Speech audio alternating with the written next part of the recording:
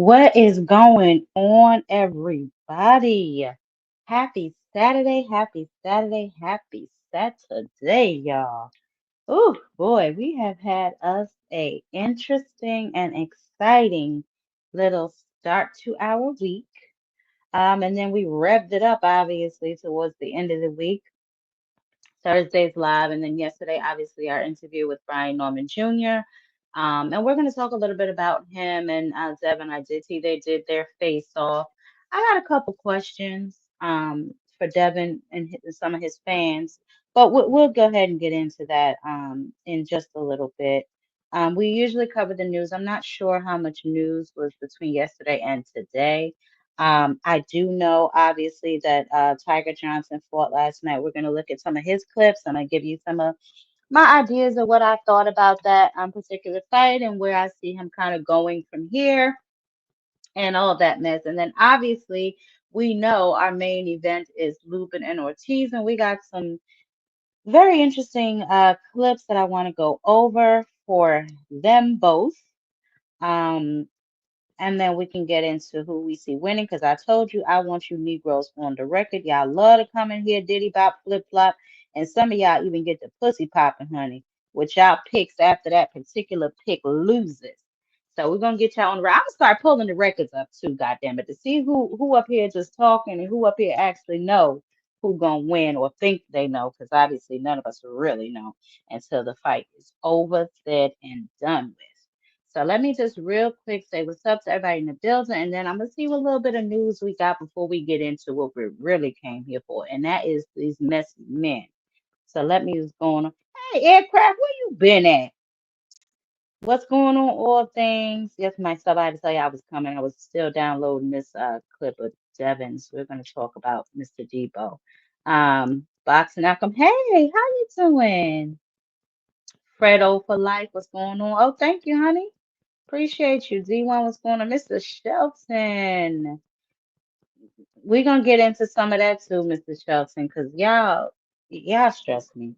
But we're gonna get into some of that too. What's going on, Richard Paris? Hey, Greco, how you doing, baby? Why I don't know why they got y'all personal business in the streets like that, but they got all y'all names up here. I mean, goodness, you two want some BS, ain't they? But let's see what we got as far as the news so we can go ahead and get into our topics. I did hear everybody and I did see everybody text me about Devin and his foolishness. We're gonna talk a little bit about that. Um, ah, okay. So one thing I did see that I wanted to bring to y'all attention is that we are going to see I guess this is Plant versus Charlo. They are in negotiations for the beginning of 2026. This will be obviously a middleweight fight. Um, as we know, this was their original plan, was supposed to be the plan, I'm assuming, after, Charlo fought, who was that, Pop Tart, or what was his name? Not Pop Tart. Lord have mercy. Y'all know who I'm talking about. When he fought him and then Plant fought Resendez. Obviously, that was the plan for them to meet and to fight afterwards. And then obviously we saw what happened. So I guess the plans were kind of just derailed or pushed back to the side, whatever the hell you want to call it. But now they are circling back to this fight, and I will keep y'all abreast on when it actually gets made. And where it will air and so on and so forth. Now I am also hearing that this fight is done. I heard that it's done. I heard that they are going to be fighting again. I don't know when, child. We're going to see how this all manifests, but I did hear that their fight is pretty much done, signed, sealed, and delivered. We are going to see, right? Because we know how Teofimo Lopez give it up. So that's just all I'm going to say about that. We will definitely see when and if this fight comes about. But as far as we know, this fight is definitely in the works. I did see something with Teofimo, the Lopez. I thought I put it up in here, but I'll find it later. I seen him. He was like refereeing some sort of, I don't know if those was misfit fights. He was doing something with Aiden Ross. I don't know what the hell he had going on, but I did see him doing that. That's why I was like, how they gonna fight? And he over here, I guess he got a new job, child. I don't know. But I did see that. So I will circle back to that. I did hear um Francis Ngannou's response to, Jake Paul offering him the fight. Like how can they go from like Gervonta Davis to Francis Ngannou? Like, I mean, Gervonta Davis is a fantastic boxer, but and is a one shot knockout artist. But come on, like the weight different and everything, it make no sense. You know, the Gervonta Davis, you count, you say, okay, the size different can level up, but at this point, for me to it make no sense. Did they reach out though? We see a bunch of names that are out there as potential opponents. Did Jake's team reach out to you and at least express to see if you were interested? Yes, Nikisa reached out the other day and tell me how they need a replacement for Javonte. And after I listened, oh, I wasn't getting it. Then I say, okay, what can I do for you? What exactly? He said, yeah, we're looking for a replacement, but I still haven't get it. I was like, okay, then what exactly can I do for you? He was like, yeah, can I like can you like we think about you to fight Jake? I'm like, what? Say we think about you to fight Jake to replace Javante. I'm like, who's Jake? Like I was so confused, like I wasn't expecting that at all. And he said, yeah, Jake Paul, he's fighting. And I'm like, no, bro, come on. Don't, I mean, don't disrespect me like that. And then they even say like they even come out after and say, and what if the number are good? He sent out some number. I'm like, it's not about the number. If it was about the number, we could have started up. I would have tell you, I'm not just interested. It make no sense for me. It's not my what I'm looking at right now. So there is no dollar amount. It's more the opponent. The fight makes no sense. They could offer you $100 million and you wouldn't be interested. The fight made no sense. That's what I think. That's my position. And though I went back, I still, have to, because I was so confused that I thought maybe I wasn't thinking straight. Then I bring it out to team, talk to some people, but nobody understand exactly what's happening. They was just as confused as me. Is it flattering at least that they're thinking about you and your name is floated around? We know Jake fights get a lot of viewers. It's on Netflix. It must be flattering though, at least that they think of you for this. No, I think you're viewing it in the wrong way. I think it's disrespectful instead. What flattering? Mm, mm, mm, mm. So everybody doesn't want to play Jake's Little Reindeer games. So he's out, obviously. We're not sure about the replacement. The only reason I even give a good goddamn is truly because of the undercard. I know that they all worked very hard. I was looking forward to seeing Gary Antoine Russell and Andy Hiroka. Obviously, if Jake Paul does not face another PBC fighter, there will be no reason for him to keep Gary Antoine fight underneath on the undercard. So we will see. For now, I guess it's being pushed shelves, who knows? But hopefully, Jake Paul finds a replacement, a name that's obviously gonna still draw attention. I know a lot of people were saying that this particular fight, the tickets, were not selling. I'm not sure how true that is. I really didn't check honestly because y'all know I don't care about that exhibition. I was more or less concerned about the undercard and those fights on it. So who knows? We'll see moving forward what Jake Paul decides to do, and then I'll be looking for those fights to be dispersed, I guess, onto other cards. This way we can still see them and they can still get to some sort of action. Let me get this fool up off of here because I already said what I had to say about them. They claim they're gonna be fighting. We will see, what takes place with all of that. Now, obviously, as far as like news goes, there's like all kind of stuff, just with quotes about the fights coming up and so on and so forth. So I just want to make sure that we get the list out, right? So November 15th, we have this rematch that nobody asked for, the Eubank Jr. and Conor Ben Jr. fight. And then obviously we have the 22nd card, which is fire. Inoue and Picasso is in December. So we have a jam-packed month of November, and there's also two more Pro Box cards that will be airing this month as well. I got to check my calendar for those particular dates. But speaking of the Pro Box card, I'm sure those of you who watched last night Tiger Johnson and his amazing performance, we're gonna watch some highlights, child.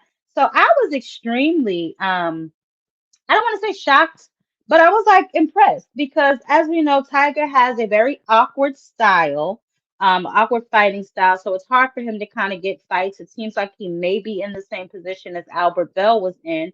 But through this fight, and Flash is no like pushover. You know, he has a pretty good record. I think it was like 20 something and two on Pro Box. So he definitely gets busy.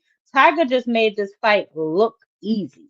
I guess because his aqua style, but he kept sticking him, man, with the oh my goodness, look at this. He really did put on an amazing performance, and I'm very proud of him. We're gonna talk about the landscape of 100 and I think he's at 147 division because these guys in Pro Box, they're creeping up, they're crossing over, so this makes things extremely interesting. Per se, we're gonna see where Tiger now fits into this whole story with Top Rank in the division and so on and so forth. But I definitely want to give him his flowers. I did want to show this highlight for the people who didn't get to see this, honey. He was getting busy. He was definitely getting busy last night.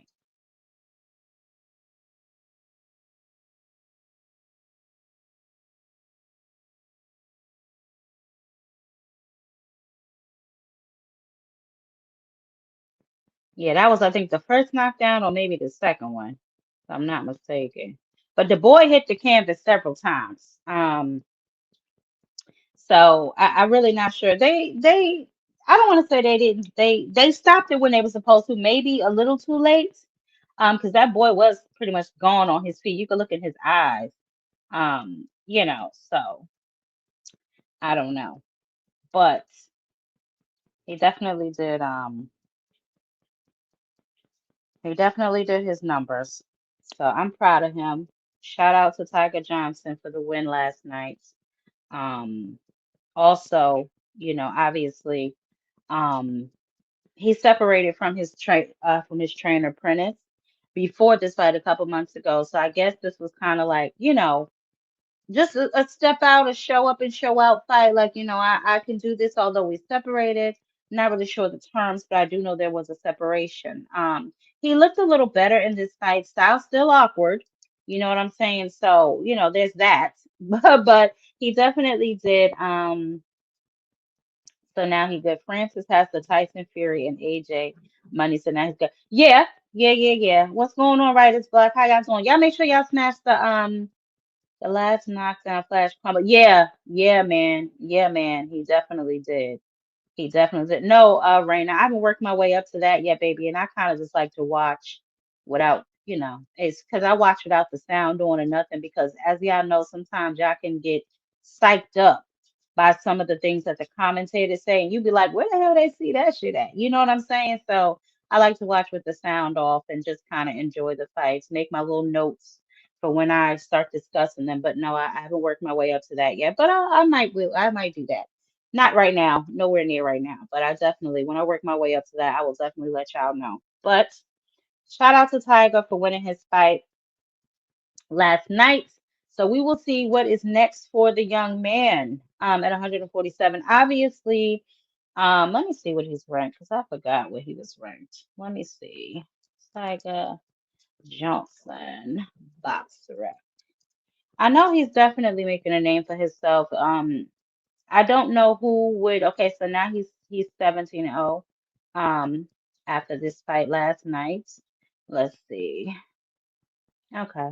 Yeah, the 147 pound division. So we'll see. We'll see what he brings to the table. Like I said, he has an awkward style, so it makes it hard for I guess people to prepare for him, or to even want to get in that ring with him. So we'll see what's up. We'll see what he got lined up. What's next?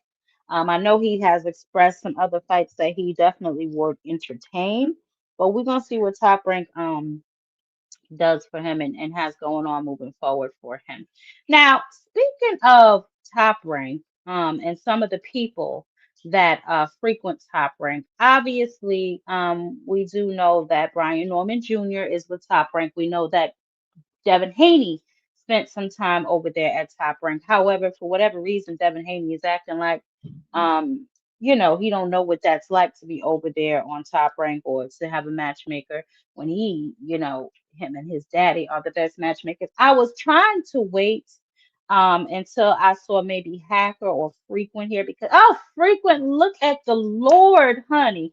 I'm gonna drop this link and it's just gonna be for my good friend Frequent because I want us to have a conversation about the clip that I am about to play. So, Frequent, honey, just you first, and then later we'll open it up for all the boys. But, Frequent, I want to play with you first. Come on up here because I want to play a clip, and then I want you to respond to this clip. Right? The first one, maybe is the first one. Yes, the first one and the second one. So come, Frequent. I would like to talk to you. Blah, blah, blah, blah, blah. I'm so excited. I will start the clip while you're waiting. I don't know what you got going on. You usually flying your ass up here anytime you hear Devin's name, unless you're embarrassed. Hmm, interesting. Hey, Randall. Hey, Boo Boo. Kind of style on Devin and that. Yeah, we're gonna get into that, baby. We're gonna get in. I would like for Frequent to come up here and talk to me. I just have a few questions. Hmm, let's see.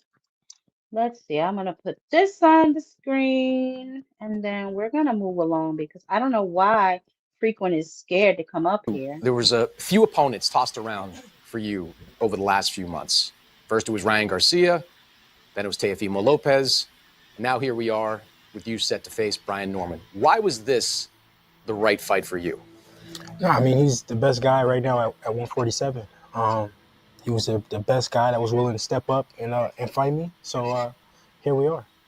Brian, you're coming off a sensational knockout win over Jin Sasaki, maybe the knockout of the year at the end of it. Knockout of the decade. Knockout of the decade. We'll go with that too. You're doing a title defense here. Why was this the right fight for you?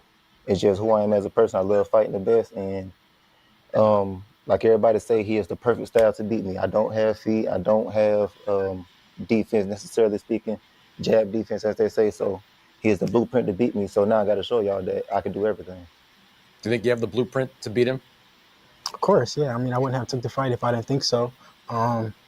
He's shown against lower opposition that he's the best. This is a whole different level, and I will show him that. These guys that he's fought, I don't know them. I genuinely don't know none of the guys. I guess Jinsaki, or I guess that's the last guy. But before that, I didn't know who he was. So it's just I'm gonna show him that it's levels. And how I feel about that is, so you are saying you are somebody, right? No, so, I'm somebody.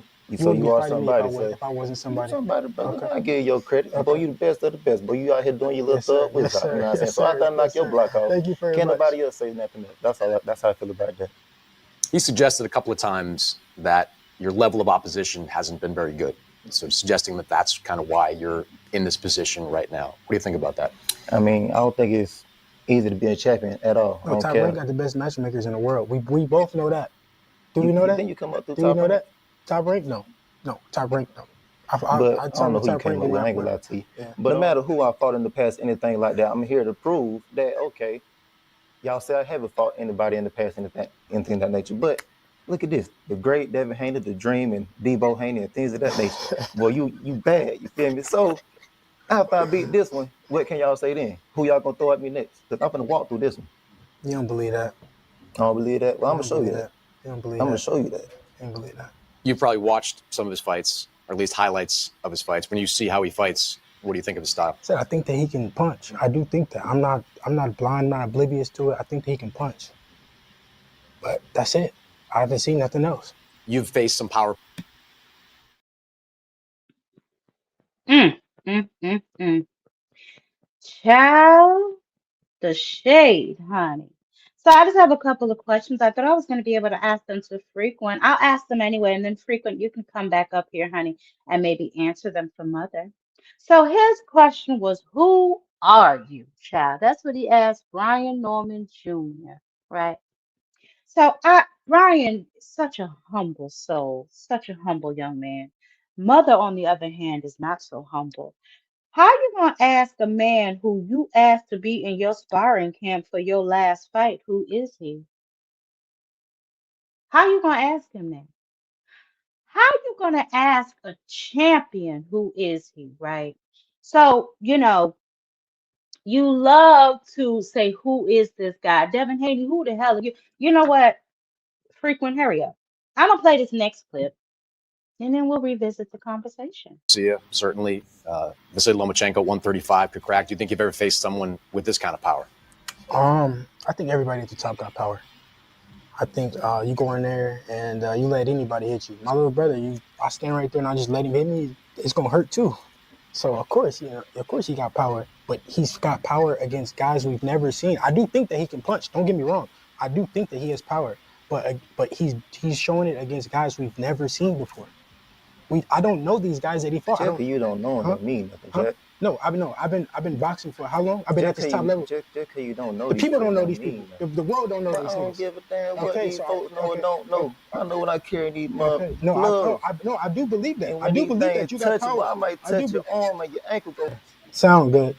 It sound good. I'm finna turn your meniscus. It sound good. You ever had your torn meniscus, brother? And it ain't gonna happen. It ain't gonna never happen. You ain't gonna do it. Walk out with an ankle brace on. You ain't gonna do it. Bring a back brace. You ain't gonna do it. Bring the stretcher in the back. You do it to the We gonna need it, man. Gonna slide that thing up in after the first round. Knock it off. It's all right, brother. Knock it off. It ain't gonna be too. It ain't gonna be. He's really a bum. Make it real short. I really didn't want to say nothing, but he's really a bum. I never even heard of this nigga until 2 years ago. Once again, he just came out of nowhere. He's nobody. He's nobody. The name don't matter. I'm finna make a name after this one. ATL stand up, baby. Sound good. ATL stand up. ATL stand up. All right. Each and every last one of y'all, even the fans and everybody. I'm glad y'all doing that because y'all underestimating everything else.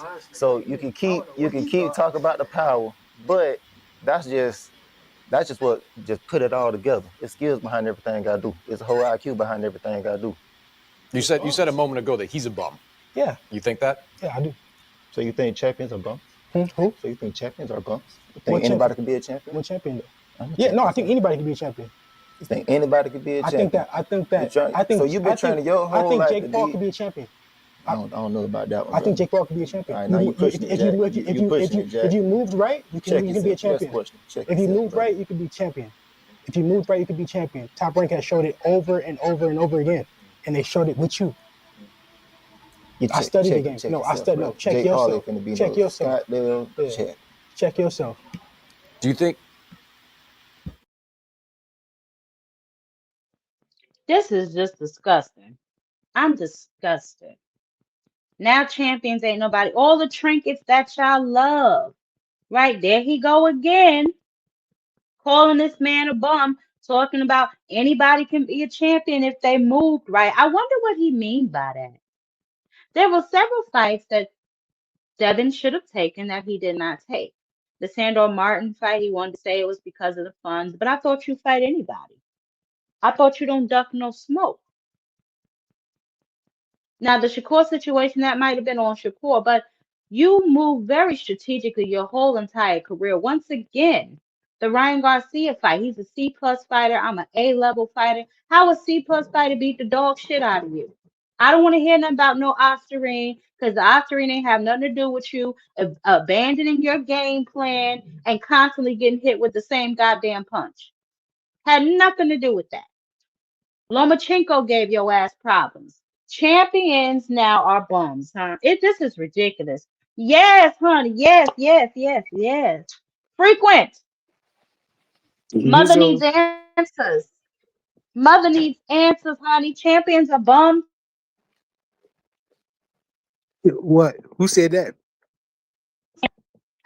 Anyone can be a champion if they move correctly. Do you second this little raggedy ass opinion? Yeah, that's a good statement. That's If a you good move correctly, statement. yeah, you could be a champion. Uh-huh. That includes him, correct? I mean, that includes anybody. That includes Devin, correct? I asked you a direct question. Does that include Devin Haney? Yes, that includes everybody. Perfect. I'm glad that you said so. So now If let's you open move up the book of correctly. Devin. Let's open up the book of Devin and see how he was moved. Then you can tell me, was Devin moved correctly to become a champion? Because y'all love to tell me how Devin email ass was a champion, right? Y'all love to state that Mhm. Devin was a champion, the youngest undisputed champion. Ain't that what y'all tell me? Yeah, the first time Devin became Uh-huh. champion, it was because Uh-huh. somebody ducked him. Because Longer Right. ducked him. Oh my goodness. So he is an email champion, but he is the youngest undisputed email champion. Copy, got it. So yes, anyone can be a champion. I guess that is correct. So let me ask you then, why didn't he fight Sandor Martin? Sandor Martin. Oh, because that fight didn't make sense. That fight didn't make sense. Why? I thought he ducks no smoke. Why didn't it make sense? I mean, he's a Well, fighter. He'll well, fight Devin. anybody, right? But they would. People didn't want Yeah, to. I but think it was a purse bid. Devin wasn't going to make. He wasn't going to So make no now, money off of that fight because nobody, Bob and oh, them, they was acting funny about bidding on the fight and everything, the purse bid. they was acting funny about bidding on the fight at the purse bid. That's Yeah, craziness. because when So Ryan cheated with his Ostarine, no, that had nothing it to do with messed up nothing. his, Don't tarnished we're not doing his that. We're image. not doing that. No, it didn't. His image was never all of that. First of all, let's go It back, got right? So we're tarnished gonna a little stay there. bit. Excuse me, frequent. Mother's talking. So let's stay right there, right? So you telling me that Devin, who out of his own mouth says anyone could be a champion, and he was the youngest email champion, you said that he didn't take the Sandor Martin fight, had absolutely nothing to do with anything else other than the purse bid and the fact that Bob Arum and Matchroom did not bid the amount of money that he thought he would make on that fight. Is that correct? You Is threw me that in the correct? you Freak? threw me in the Don't back. you run from this ass whooping? Don't you run from this ass That's whooping? you throwing me Is in the that back. Don't try correct? to act like I Is ran or nothing. that correct? Yes or no? Frequent. Stay with me, baby. Yes or no? Is that correct? No, that's not correct. Okay, so give me the correct information then, because I don't know all the stuff. You can tell me what I am I mean, that was incorrect about? well. Usually, when you become this quote unquote email champion, that means somebody ducked you. Usually, somebody got Is to that duck what you that means? before you do. Yeah, Is that just what like with that Boots. means? Bud didn't want to fight Boots, Frequent, so Boots frequent. Stay became on the email topic. champion. Stay on topic. We're talking about Devin. Only boogeymen become email champions. Excuse me. Excuse me. Stay on topic. We're not talking about Boots. We're not talking about nobody else but your favorite in the whole entire world. You think this would be an easy topic for you to stay on? We are talking about Devin Haney I'm and talking his about Devin too when quote I say that. unquote not ducking no smoke, but then he did not fight Sandor Martin, and you're telling me it is because of the purse bid. Is that correct? Yeah, it wasn't because he was scared of Okay. Sandor Martin and Cool, nothing like cool, that. cool. Yeah, sure. Ryan Gar's Okay. coming off of that Ryan Garcia fight. Frequent. You are to answer the questions asked to you. You do not get to go up on your tangents, damn it. That was Now, part of the question, though. I mean, that was you part of my said no, answer, it's though. not. So listen to me. So you're saying it's because of the fun. So I will ask you another direct question, right? Don't diddy bop, flip flop, turn around, start pussy popping. Why didn't DHP, with all the money they have, all the accolades that Devin have, and since he wants to, tout this DHP, y'all love to tell me that Devin is his own man, he is his own company. He clearly, since you just said Top Rank didn't want to bid on the fight, he wasn't with Top Rank, right? That's what y'all saying to me. He wasn't with Top Rank, although I specifically remember him with Top Rank. But nevertheless, why didn't DHP bid on that fight? Well, I don't think that makes sense for Devin Haney to be bidding on his own fight. He's a promotional company. Who does that? Yeah, but that's not He's Devin. not a That's not promotional Devin. company. He's not a promotional company, or he is. Yeah, but why would Devin Haney bid on his own fight? Who's doing that? Who else is doing that? You can't Well, hold people Devin that can to a afford to, you can't probably. hold Devin to a different standard than you hold everybody else. We got uh Hold on, because GTV hold on. promotions. Why he We're don't going bid on his back. We're fights? well, his shit never go to purse bid, baby. That's why. Number one, don't play with me. His shit don't ever go to purse bid, nigga. That's why. So, number 2, we're going to move on. Devin says that anybody can be a champion if moved correctly. You said that you agree with that. He also said he's never heard of Brian Norman. Who is that guy? Right? That's what he said. And I know before you start saying that these are just what boxers say and it's just shit talking and all of that, right? He said this numerous times. Then he calls him a bum. He calls him a bum. And he said champions can be bums. So do you agree? You said yes, that champions can be bums if they're moved strategically correctly and all this other kind of stuff. So now outside, Wait, hold on. He said Brian Norman Jr. is a bum. You didn't hear the clip? There was a few opponents tossed around for you over the last few months. First it was Ryan Garcia, then it was Teofimo Lopez, and now here we are with you set to face Brian Norman. Why was this the right fight for you? No, I mean, he's the best guy right now at 147. He was the best guy that was willing to step up and fight me. So here we are. Brian, you're coming off a sensational knockout win over Jin Sasaki. Maybe the knockout of the year at the end of like he said he's the best at knockout of the decade. We'll go with that too. You're doing a title defense. Why was this the right fight for you? It's just who I am as a person. I love fighting the best, and like everybody say, he has the perfect style to beat me. I don't have feet. I don't have defense necessarily speaking, jab defense as they say. So he has the blueprint to beat me. So now I got to show y'all that I can do everything. Do you think you have the blueprint to beat him? Of course, yeah. I mean, I wouldn't have took the fight if I didn't think so. You know, he's shown against, you know, lower opposition that he's the best. You know, this is a whole different level, and I will show him that. You know, these guys that he's fought, I don't know them. I genuinely don't know none of the guys. I guess Jinsaki, or I guess that's the last guy. But before that, I didn't know who he was. So it's just, I'm gonna show him that it's levels. And how I feel about that is, so you are saying you are somebody, right? No, so, you know I'm somebody. So you are somebody. If I wasn't somebody. Somebody, brother. Okay. I give you your credit. Okay. Boy, you the best of the best. Boy, you out here doing your little thug with it. You know what I'm saying? So I done knock your block off. Thank you very much. Can't nobody else say nothing else. That's how I feel about that. He suggested a couple of times that your level of opposition hasn't been very good. So suggesting that that's kind of why you're in this position right now. What do you think about that? I mean, I don't think it's easy to be a champion at all. No, Top Rank got the best matchmakers in the world. We both know that. Do we know that? Then you come up through Top Rank. Do you know that? Top Rank? No, Top Rank, no. I don't know who you came up with. I ain't gonna lie to you. Yeah. But no matter who I fought in the past, anything like that, I'm here to prove that, okay, y'all say I haven't fought anybody in the past, anything of that nature. But look at this. The great Devin Haney, the Dream, and Debo Haney, and things of that nature. Boy, you bad. You feel me? So after I beat this one, what can y'all say then? Who y'all gonna throw at me next? Because I'm gonna walk through this one. You don't believe that? I don't believe that? Well, I'm gonna show you that. You don't believe I'm that? gonna show you that. You don't believe that? You've probably watched some of his fights, or at least highlights of his fights. When you see how he fights, what do you think of his style? I think that he can punch. I do think that. I'm not blind, I'm not oblivious to it. I think that he can punch. But that's it.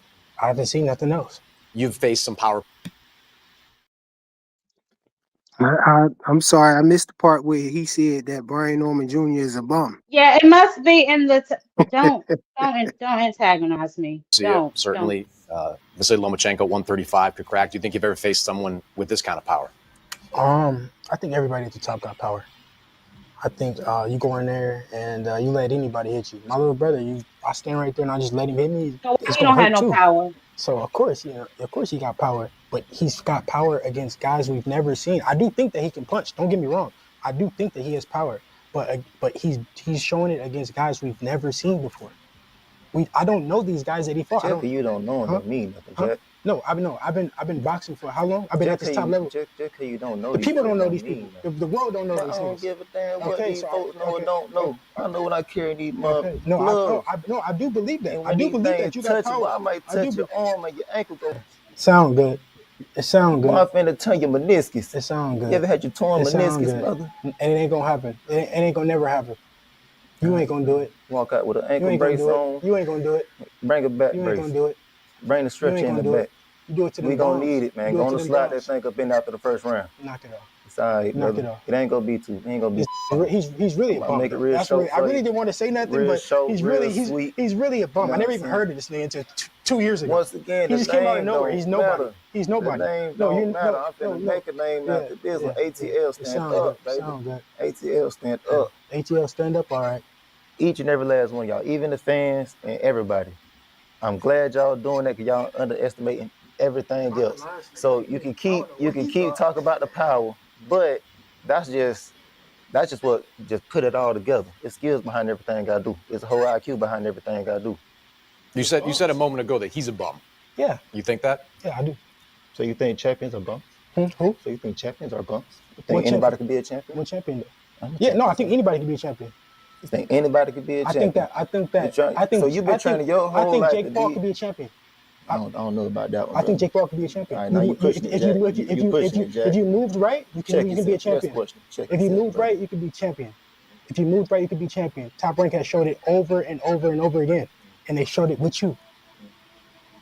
I studied the game. No, I studied. No, check yourself. Check yourself. Check yourself. Do you think? Did you hear him, Frequent? Yeah, I think Devin is saying the same thing that I've been saying. You know, that he gave him as much props as he could give him, but when they start talking trash to each other, you know, Devin gonna just tell him what it is. He think he feel like he a bum. You know, I ain't mad at that. Devin, hold on. Like Did you also say? Hold on, Shelton. And what?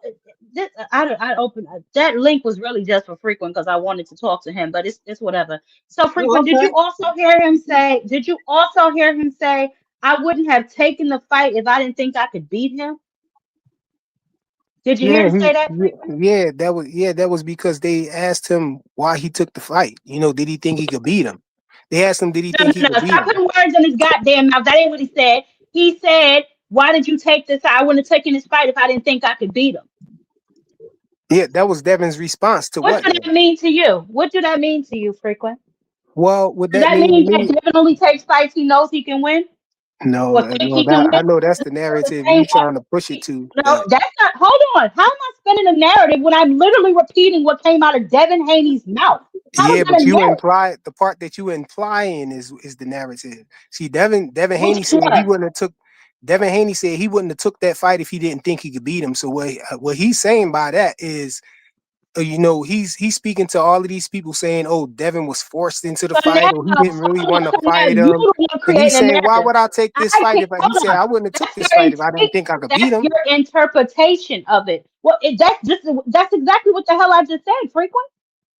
Yeah, but he only took the fight because he thinks he could beat him. No, see, you flipping it. You're saying he only take fights that he think he could beat. He can win. He just said it. But I don't think Devin think that it's a fight that he can't win. That's what I'm saying. I think Devin think he better than all them dudes at 147. I think Devin think he's the best at 147, and he think that everybody's looking at Brian Norman Jr. as the best fighter at 147. So he's giving them that, like, okay, let him be the best at 147 so I could beat him. And now they should think that they should see that I'm the best at 147. So that, you know, that's the logic. That's how I'm seeing it. I'm sure that's how Devin's seeing it too. He's not saying, "Oh, I wouldn't take no fights, none of these other fights that I don't think I can win. I'm not gonna take none of these." No, he think he could beat all them dudes at 147. And that's what it is. I think he can too. You sure about that? Yep. Boots ain't there.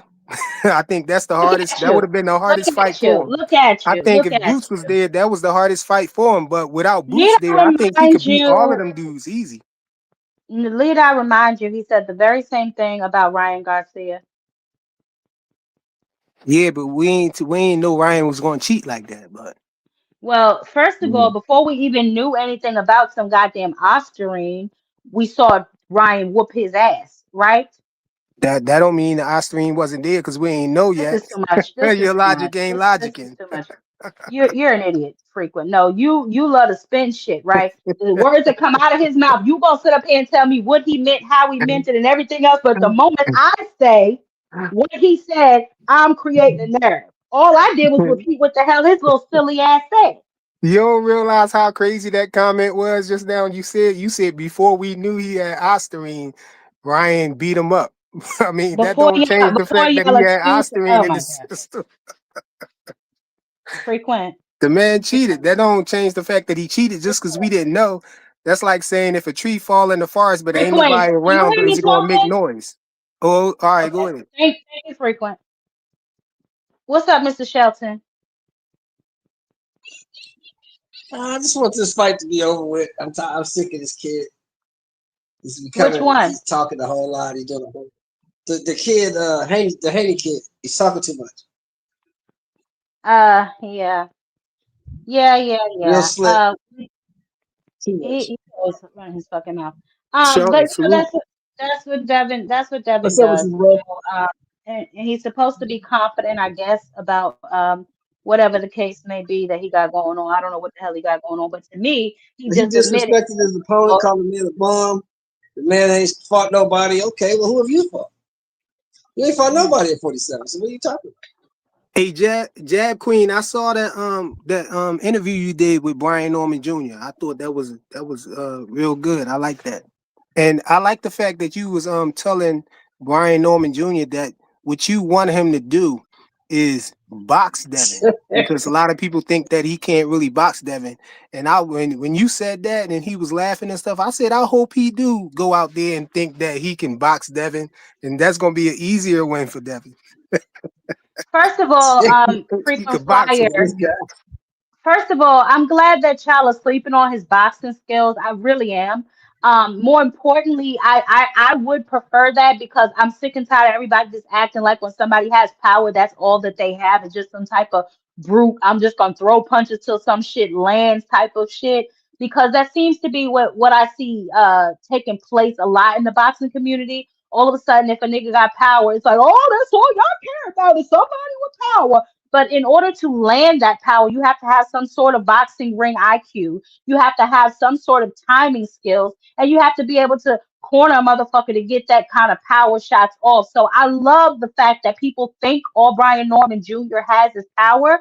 And yes, I would prefer that he go in there and box Devin head clean off his fucking shoulders for 12 goddamn rounds. But we know, well, I know, and I'm pretty sure that you know, when Devin gets in trouble, he's going to do nothing but hug him and love on him because he wants it to be over.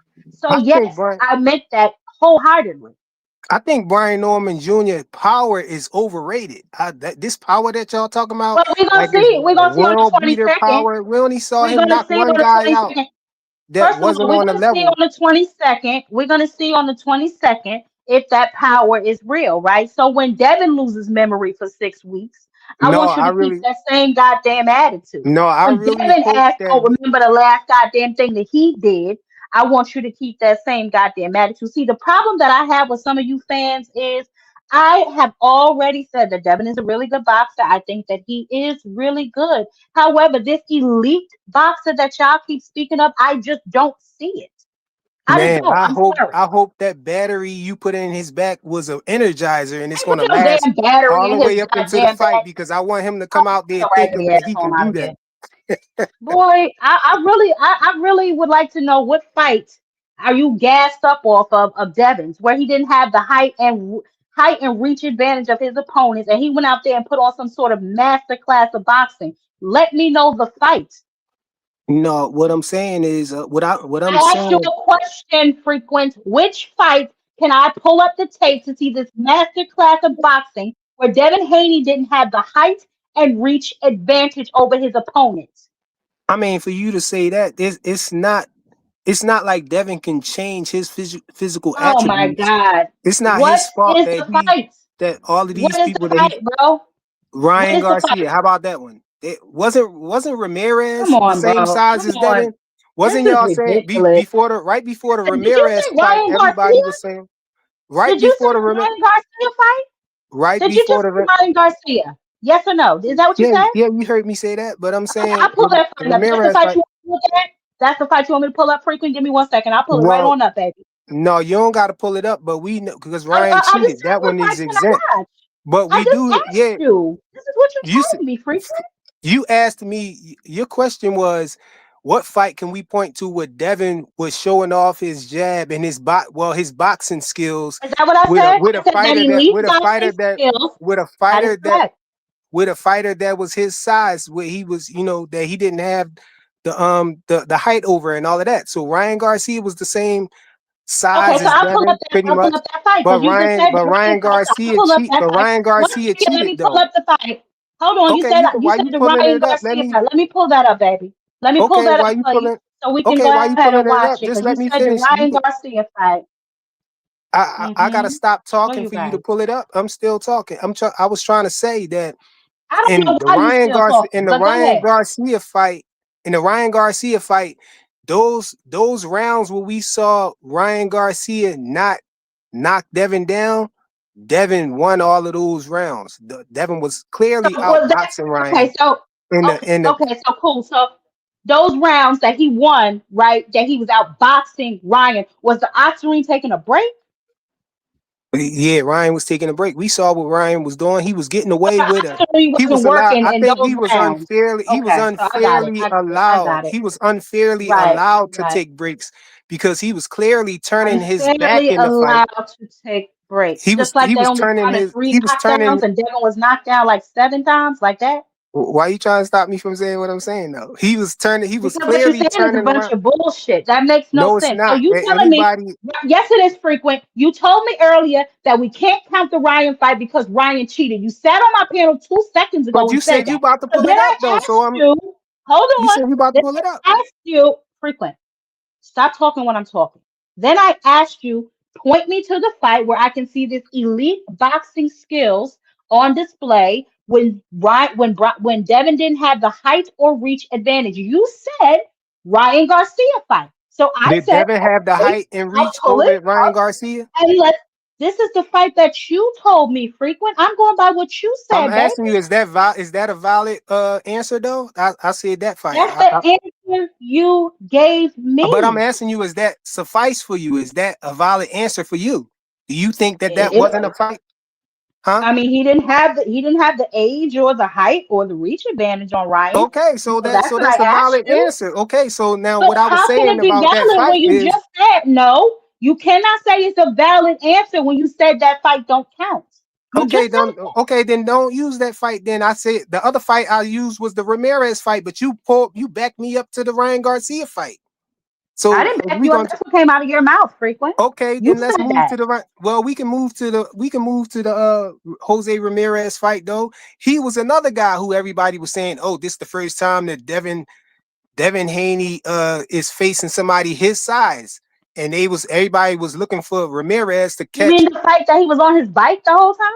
Yeah, but that's the fight. Frequent, You this is asked a me the horrible name. You asked analogy. me This the is name of ridiculous. fight, Now and you're that's grasping for another fight. straws. I don't have time for this. I don't have time for this. I asked you a simple question, and you, just like Hacker, can't be honest and answer simple fucking questions. I I said, just did he answered it. call this boy a bum? He called Brian Norman a bum, and he said anybody can be a champion. I said, do you agree that anybody can be a champion, I said including yes. him? Since he said that they are being moved strategically over there at Top Rank, I said he's had himself a couple of fights over there at Top Rank. So that includes him. You said that includes everybody. You wouldn't directly answer me when I said, does that include Devin Haney? So I said that include everybody. I said that's Then you started doing this anybody. other shit. When I asked you about the Sandor Martin fight, then all of a sudden now Devin turns from a dog who'll fight anybody. He don't duck Devin no had smoke. This is what y'all love to tell me. All of a sudden the nigga is fucking Elon Musk and he turning into goddamn everybody. He worried about numbers. He over here crunching numbers and shit. So then I asked you why the hell DHP didn't bid on the fight. You said, oh, that's silly. What boxer ever bids on their own fight? Well, first of all, Mayweather did it. Second but of the all, you point threw Tank in there, and Tank ain't never been a fucking purse bid, so that's but the out of point it. You just can't be honest, bro. no That's the no problem that I have the point to from y'all. that though is what relevance do that have to Devin saying that anybody can become a champion if they move correctly? Devin Haney was the champion in that situation. And he was Devin moved, was the champion and he and was Sandor moved Martin was the correctly. challenger, right? He was moved correctly. Was my point. How? He Because of didn't the take that Sandor fight. Martin fight? Devin already was the champion, so that don't apply there. That's what I'm trying to say. Like it looked like you moving the goalposts every time you ask me a No, question. I give you a you're just a valid little answer, and then you slow. move the You're not giving goalposts me a little valid more. answers. You're not giving me valid answers. You're not giving me answers at all. What you're doing is talking in circles, and you're wasting my time. I will have you back up when the panel is open. We are about to go over this Ortiz and Lubin fight. See you later. Jesus fucking Christ, boy. You cannot even talk to these people. They so ridiculous. Anyway, y'all, we got us a fight tonight. Ortiz versus Lubin. Okay, there are several things that I want to talk about in this fight, and I also want to bring some other angles into this fight that we need to kind of discuss. So obviously, we know that this is taking place in Vegas at the Mandalay. Vergil Ortiz versus Erickson Lubin. We're gonna play some of their clips because I want to know who y'all think is gonna win, and then we're gonna go back down this whole rabbit hole of who's next because again, we've seen I think this is Vergil Ortiz Sr. or his trainer who's come out and said, made some statements. Obviously, we played it last night, but just making the statements about, Boots needing to fight somebody before he gets a shot at Vergil, which I find absolutely ridiculous. But nevertheless, the fight tonight is for the WBC interim superweight title, right? This is gonna be on the zone, guys. And yes, I'm trying to remember, is it pay-per-view, child? I don't know. But so this isn't about really who wins and who loses. To me, this is like promotional warfare, right? This is, it's about the future of the 154-pound division. Boots has said, well, Eddie has said that him and Boots will be sitting ringside, watching every single punch, waiting to see who he's going to fight next. Okay, so that's what's really going on here now. I'm not sure if they've made it there or what. So y'all can start by telling me who y'all got. Vergil Ortiz. He's 21-0. Okay, 21. What is he? 21 knockouts? Yeah, I believe so. 100% knockout ratio. Golden Boy Promotions. Um, this is. Hold on a second. Is he 20? Is he got that many knockouts? I gotta see. Hold on a second. I don't know, but he's going up against Lubin. I believe this is going to be in Texas. Yeah, this is in Texas. So we're going to do the style breakdown, the style to see how it compares. Let me see, because I had his who is this? Where is it? Where is it? Where is it? Lubin. And then so this is what we were watching last night.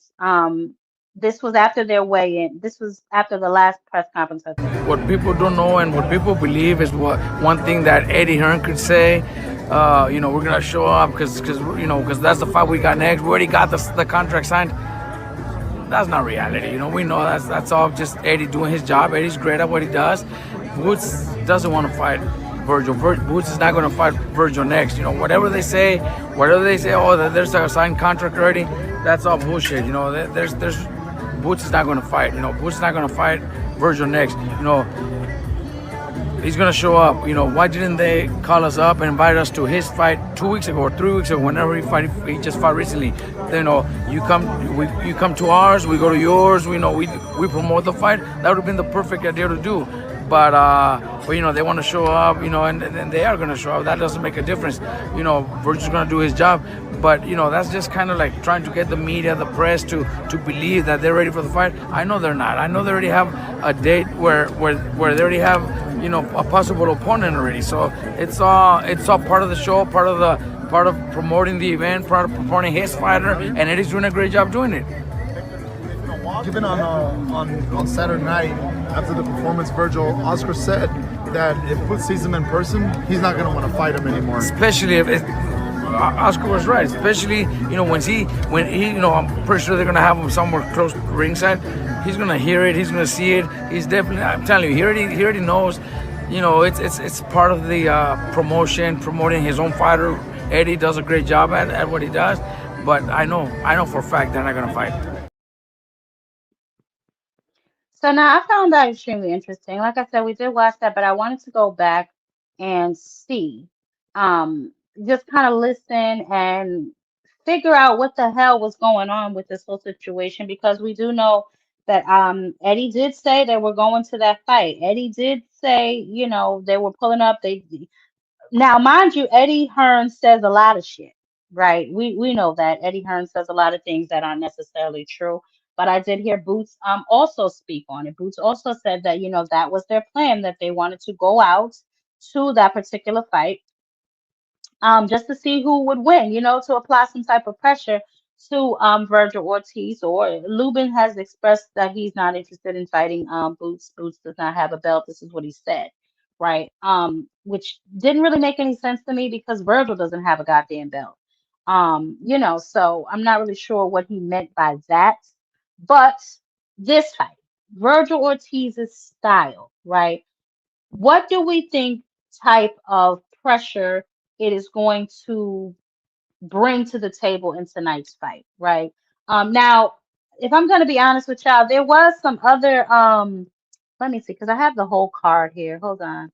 But I just wasn't really, if I'm being honest, I really wasn't interested in a lot of these sets. I know, no, okay. So Amari is on this card. I believe that he's, I think the card starts at 8, so we'll try and be done by then, hopefully. But I do want to see what Amari does. Obviously, we know he is now with Golden Boy, so I do want to see how he does. If I'm not mistaken, this is his premiere fight over here with Golden Boy. He's coming from Pro Box. He is a previous DHP fighter, which I find interesting. So we'll definitely see. I like Amari though. He definitely comes to fight. He's a really good boxer and he shows, a lot of heart in that ring. So I'm definitely interested to see what he's going to be doing tonight, in this particular fight. But obviously, this being Golden Boy, maybe they're trying to build him into a star because, as I previously said, Golden Boy is down bad and it's sad. They lost to 5 versus 5, as we can see. We had Ryan lose to Rowley, then we had Zepeda lose to Shakur. Kid Schofield is playing, is in and out of fights like he's playing hopscotch or double dutch. I don't know what's really going on with him. So this is his last pretty much resort when it comes to big names or stars over there at Golden Boy. So I can understand a little bit of a protection program. I know last night me and Boxing Hacker went back and forth. He says he believes Virgil with the whole boot situation. I'm not so sure that I'm inclined to be swayed that way. I'm looking forward to this fight, although I've said several times I don't know why anybody is making this like a big Boots has to do. Boots expressed the fact that he wanted belts. And Virgil, as we know, does not have a belt. He is not a champion, nor has he ever been a champion.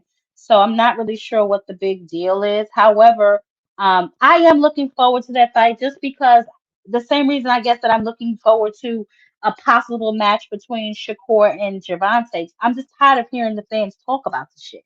I'm tired of them running around here acting like this person's a boogeyman, this person's a goddamn boogeyman.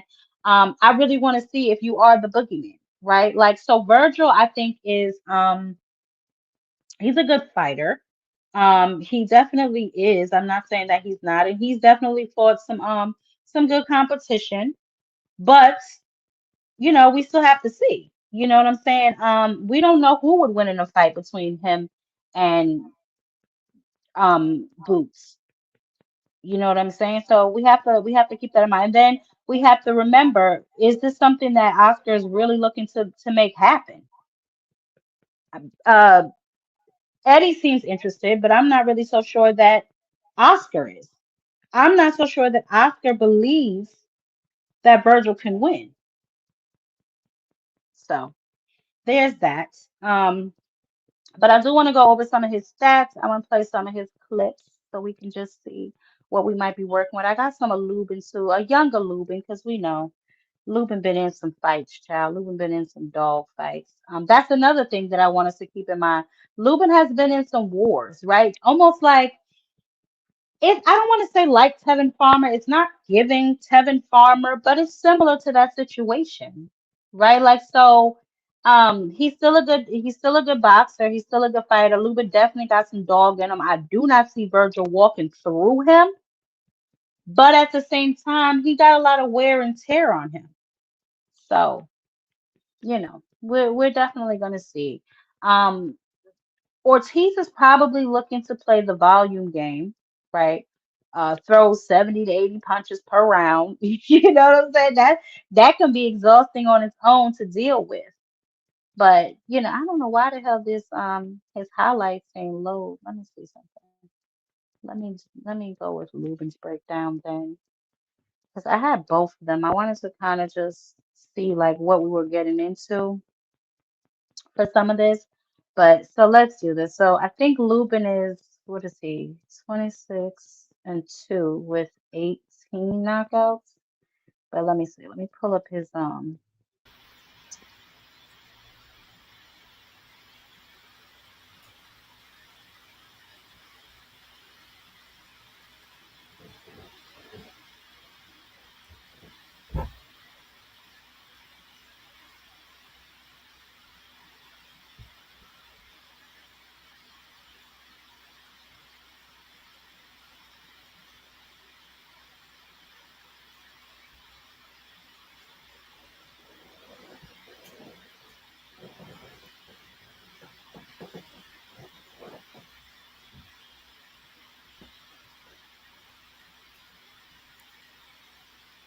mm, mm, mm, mm.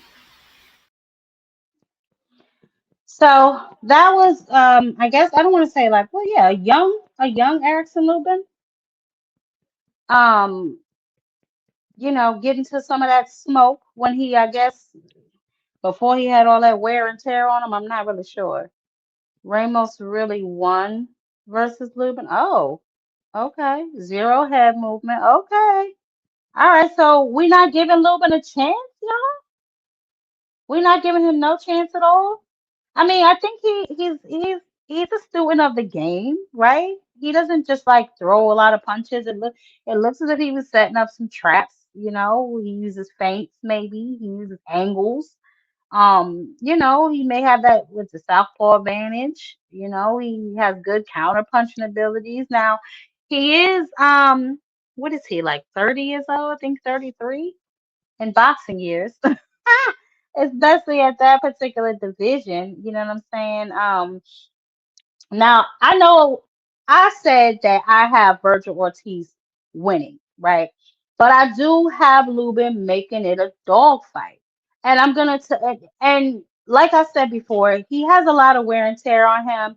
And it looks like a lot of his step up fights he lost, right? So, um, who was it? I think it was the Charlo fight. Lost by, what was that, first round knockout in 27. You know what I'm saying?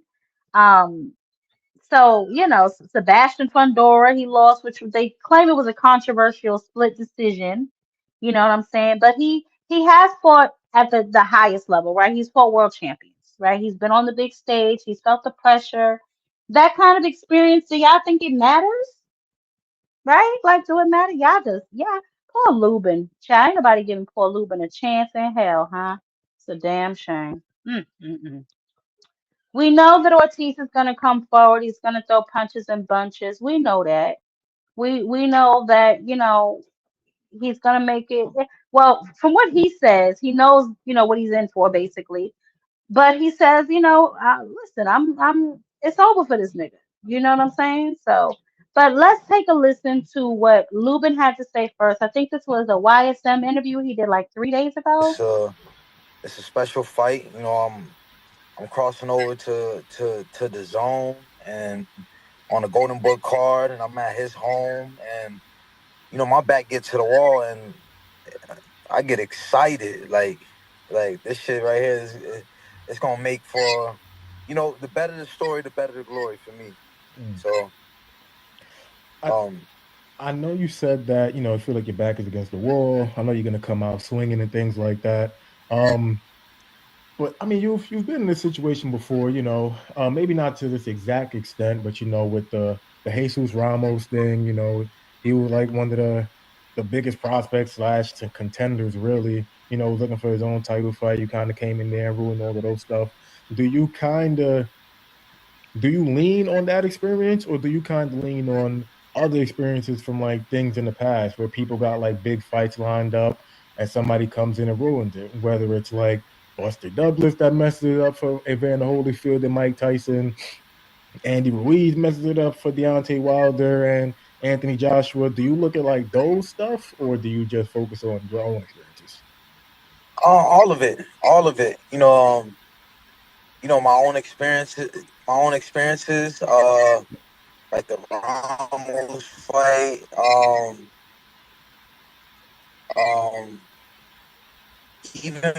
Even like that. The wins, the losses, the the fights like you just mentioned, like the Anthony Joshua, Andy Ruiz fight. I just I pay close attention to my own fights for fuel, and you know this right here is special to me. Some people want to look at it. I mean, I believe I know the answer really, but some people still want to kind of know, why did Erickson decide to take this fight instead of fighting, Bob from the IBF champ? I have like my own thought process as to why, it's kind of easy. More money, fighting somebody that's more recognizable, is fighting somebody that's more highly thought of, even though Bachram is a champion, and just a chance to knock off one of like the top guys and stuff like that. And like I just said, it's more money. Like, are those all of the main reasons? Absolutely, absolutely. Bakram, there was a lot of talking, a lot of negotiating, and nothing was really getting done. And I just, I didn't want to play the waiting game too long. From 2023 till this year, I ain't fight. I fought this year. I fought Adriel Holmes, another undefeated guy, in May, and I wanted to keep the ball rolling. I didn't want to wait a whole another year or two, whenever the hell they can make the fight happen. Plus, he's with Main Event, and they didn't really, have nothing. They don't really have a TV network and stuff like that, and it's going into a purse bid and stuff like that again.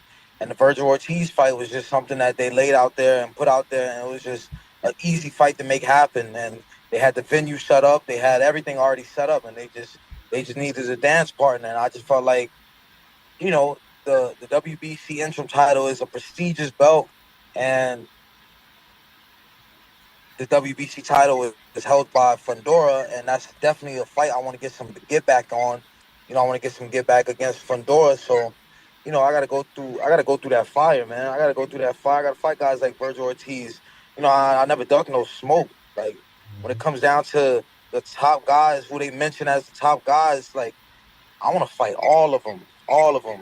We just seen Boots Ennis last night. He did his thing.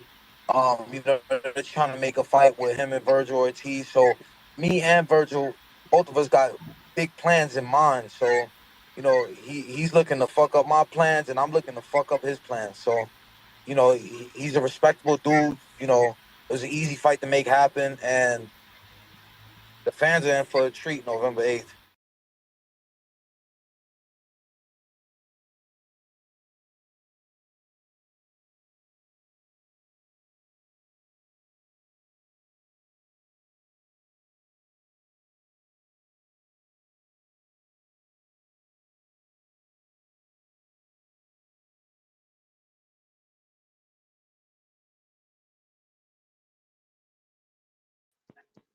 Okay, y'all here? Jesus Christ, I don't know what the hell stream y'all got going on. I be trying to like delete some stuff so it don't be freezing when I open it, but for whatever reason, I don't know. My bad, y'all. Let's try this again. You know It's what? a it's a special fight. I'm crossing over to the zone, and on a Golden Book card, and I'm at his home, and my back gets to the wall, and I get excited. Like this shit right here it's gonna make for, the better the story, the better the glory for me. So, I know you said that, you feel like your back is against the wall. I know you're gonna come out swinging and things like that. But I mean, you've been in this situation before, maybe not to this exact extent, but with the Jesus Ramos thing, he was like one of the biggest prospects slash to contenders, really. Looking for his own title fight. You kind of came in there and ruined all of those stuff. Do you lean on that experience, or do you kind of lean on other experiences from like things in the past where people got like big fights lined up and somebody comes in and ruins it? Whether it's like Buster Douglas that messes it up for Evander Holyfield and Mike Tyson, Andy Ruiz messes it up for Deontay Wilder and Anthony Joshua. Do you look at like those stuff, or do you just focus on your own experiences? all of it, all of it. My own experiences. my own experiences, like the Ramos fight, um,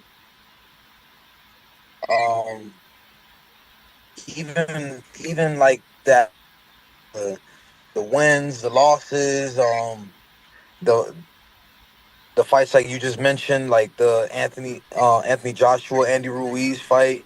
I just I pay close attention to my own fights for fuel, and you know this right here is special to me. Some people want to look at it. I mean, I believe I know the answer really, but some people still want to kind of know, why did Erickson decide to take this fight instead of fighting, Bob from the IBF champ? I have like my own thought process as to why, it's kind of easy, more money, fighting somebody that's more recognizable, is fighting somebody that's more highly thought of, even though Bachram is a champion, and just a chance to knock off one of like the top guys and stuff like that. And like I just said, it's more money. Like, are those all of the main reasons? Absolutely, absolutely. Bakram, there was a lot of talking, a lot of negotiating, and nothing was really getting done. And I just, I didn't want to play the waiting game too long. From 2023 till this year, I ain't fight. I fought this year. I fought Adriel Holmes, another undefeated guy, in May, and I wanted to keep the ball rolling. I didn't want to wait a whole another year or two, whenever the hell they can make the fight happen. Plus, he's with Main Event, and they didn't really, have nothing. They don't really have a TV network and stuff like that, and it's going into a purse bid and stuff like that again. And the Vergil Ortiz fight was just something that they laid out there and put out there, and it was just an easy fight to make happen. And they had the venue set up, they had everything already set up, and they just needed a dance partner. And I just felt like, the WBC interim title is a prestigious belt, and the WBC title is held by Fundora, and that's definitely a fight I want to get some get back on. I want to get some get back against Fundora. So, I gotta go through that fire, man. I gotta go through that fire. I gotta fight guys like Vergil Ortiz. I never duck no smoke. Like, when it comes down to the top guys who they mention as the top guys, like, I want to fight all of them, all of them. We just seen Boots in this last night. He did his thing. They're trying to make a fight with him and Vergil Ortiz. So me and Vergil, both of us got big plans in mind. So, he's looking to fuck up my plans, and I'm looking to fuck up his plans. So, he's a respectable dude. It was an easy fight to make happen, and the fans are in for a treat November 8th. Yeah, so okay, this is obviously he's aware of the situation. He knows what's at stake. I have a couple of problems with that, right? For him to sit up there and act like, Boots ain't done nothing. This seems to be like the I don't want to say this is like what's in the air. Boots ain't done nothing. Who is he for? He has to prove himself. Well, hell, Virgil and Boots to me is in the same goddamn boat. Virgil is not a champion. Okay. Now he has fought a couple of good fights. This is correct.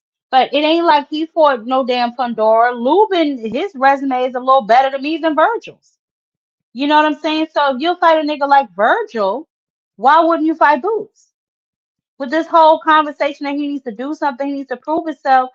How? If all you niggas are talking about he needs to fight somebody, he's trying to fight y'all. I just don't understand it. I just really don't get it.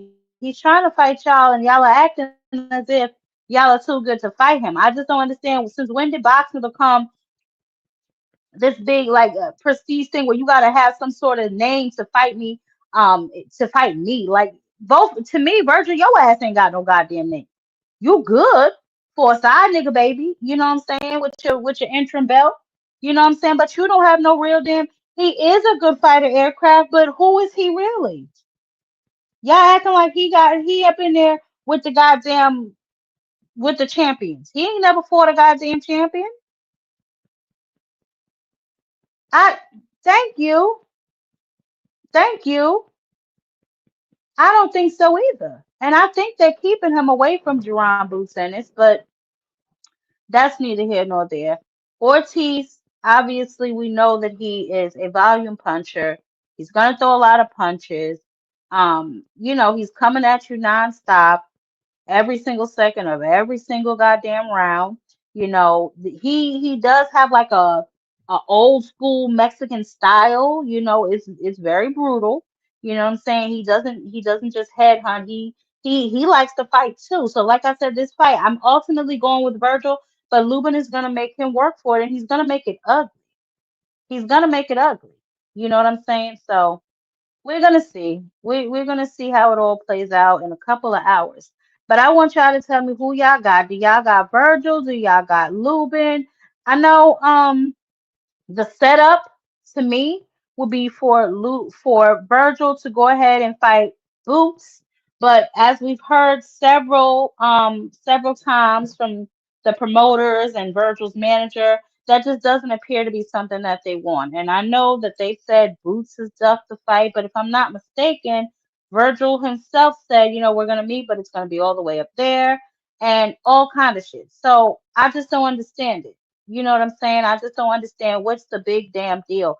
Get your ass in there and fight. I knew it was going to be a pissing contest between Golden Boy and Matchroom from the very beginning. They don't like each other, so the hell with what they talk about. I know for a fact that they're not eager to make any goddamn business deals with one another, especially if Oscar don't think his goddamn fighter can win this shit. Now, he does have youth and stamina on his side, right? He's 26. He can maintain that pressure for maybe 12 full rounds without slowing down. I don't remember him having any gas tank issues. That is going to be a problem for an older fighter who relies on their experience and their ring generalship because Ortiz is coming. You know what I'm saying? But there are some question marks, right? He had those health concerns. He had to pull out of the what was it, the Tenzu fight because of the what was it, ribulomatosis or whatever the hell. It was about his dehydration. I remember that, right? It was a serious condition where his muscle tissues, they were breaking down and releasing the protein into his blood and all that kind of nasty stuff, right? It was very life threatening. He was hospitalized. If I'm not mistaken, around that time he was supposed to be making a fight with Jerron Boots Ennis. Then he came out, he went up to 154 and he started calling out Boots. So I don't understand where we're getting this whole thing that Boots is ducking him. Now, he looked as if he's weight drained again. So will that condition come back? We don't know, Who has Ortiz fought with Lubin's experience and his ring IQ? His last fight with who was that, Boachuk? It was tough. A lot of people thought Boachuk won. That's just what the people say. I don't listen. That's just what some people say. The judges gave it to Ortiz. I think it was the majority decision, but it was close. Before that, who was he fighting? Hernandez, Mickelson or McConnell. I don't know who the hell them people were. But Vergil can fight. I'm not saying that he can't fight. I'm not saying that that Lubin is gonna win. I'm just saying I don't like how people just be counting Lubin out, But let's see what Vergil got going on. Let's take a look at some of this child. He's doing it over and over again, so I went over. It hurt him, and I jumped on him. And yeah, there was like 3 seconds left when that happened, so I knew I had to do something. Here, this is the beginning of the third round. I knew he was still hurt, so I just went for it again, did the same move that hurt him the first time, and it got him out of there. Yeah, that was just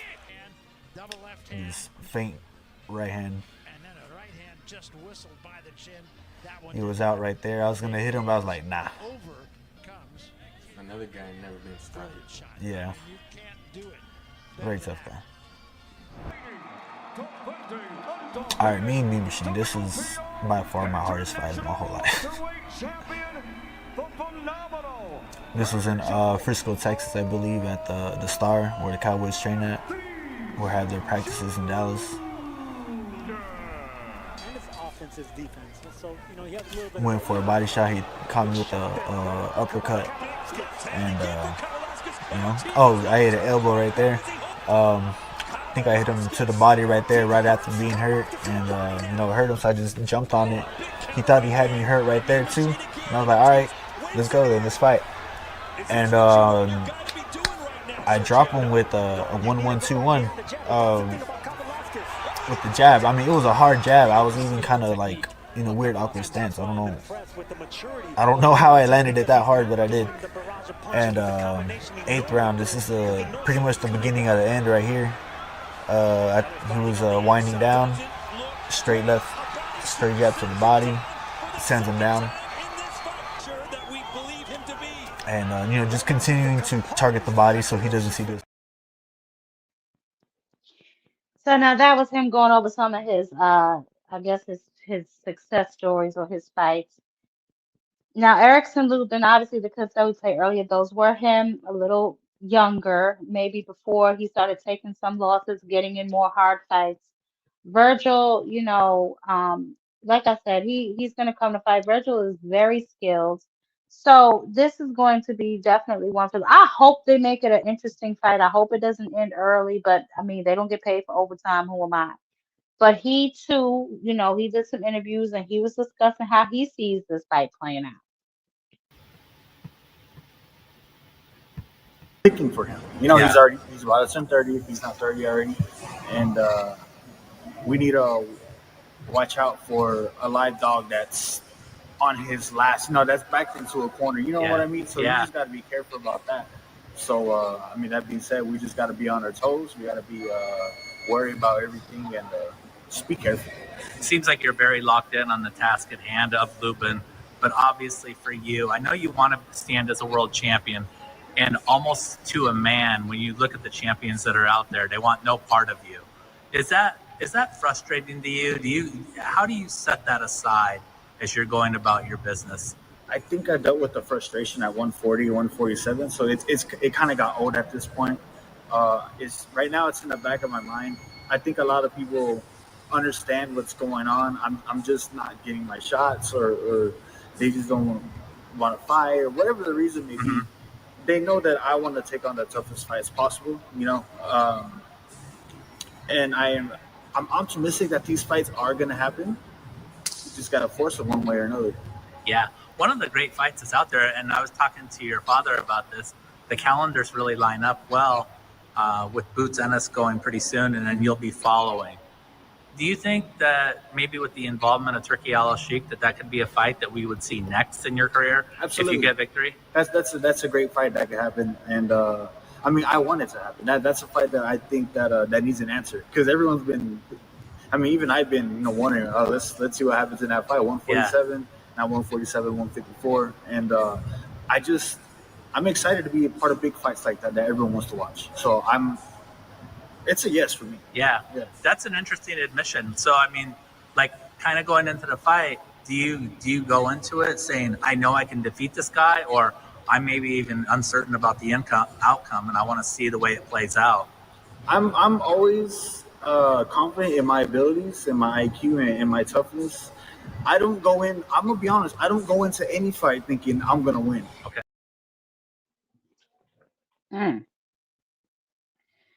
Well. What's going on, Cam? What's poppin', sis? What's poppin'? What's poppin', man? Hey, What's good? got some fights going on tonight. Definitely. Yes. One thing I wanted to speak about the Virgil situation. I know you speak about it a little bit. Virgil, it just seems to me like he like his team. I've been saying this too the last couple of days. I feel like I don't feel the energy from Virgil's team like they really want the Boost fight. They're Because doing a they lot of don't. this whole big dog thing that they're trying to do. They try to big dog Xander Zayas, and look at what Yep. Xander Zayas is doing right now. We got Xander Mhm. Zayas about to unify against the Baz Baru in January for his first, title defense. His first title defense is a unification with Abaz Baru. You know what I mean? And Vergil Ortiz is the same guy that said that Xander need to go and get a belt. Well, Vergil Ortiz, Mhm. last time I checked, you don't have a strap besides that WBC interim strap, dog. You ain't And the that's what regular I was champion. and that's what I was trying to understand when I played that first Lubin clip.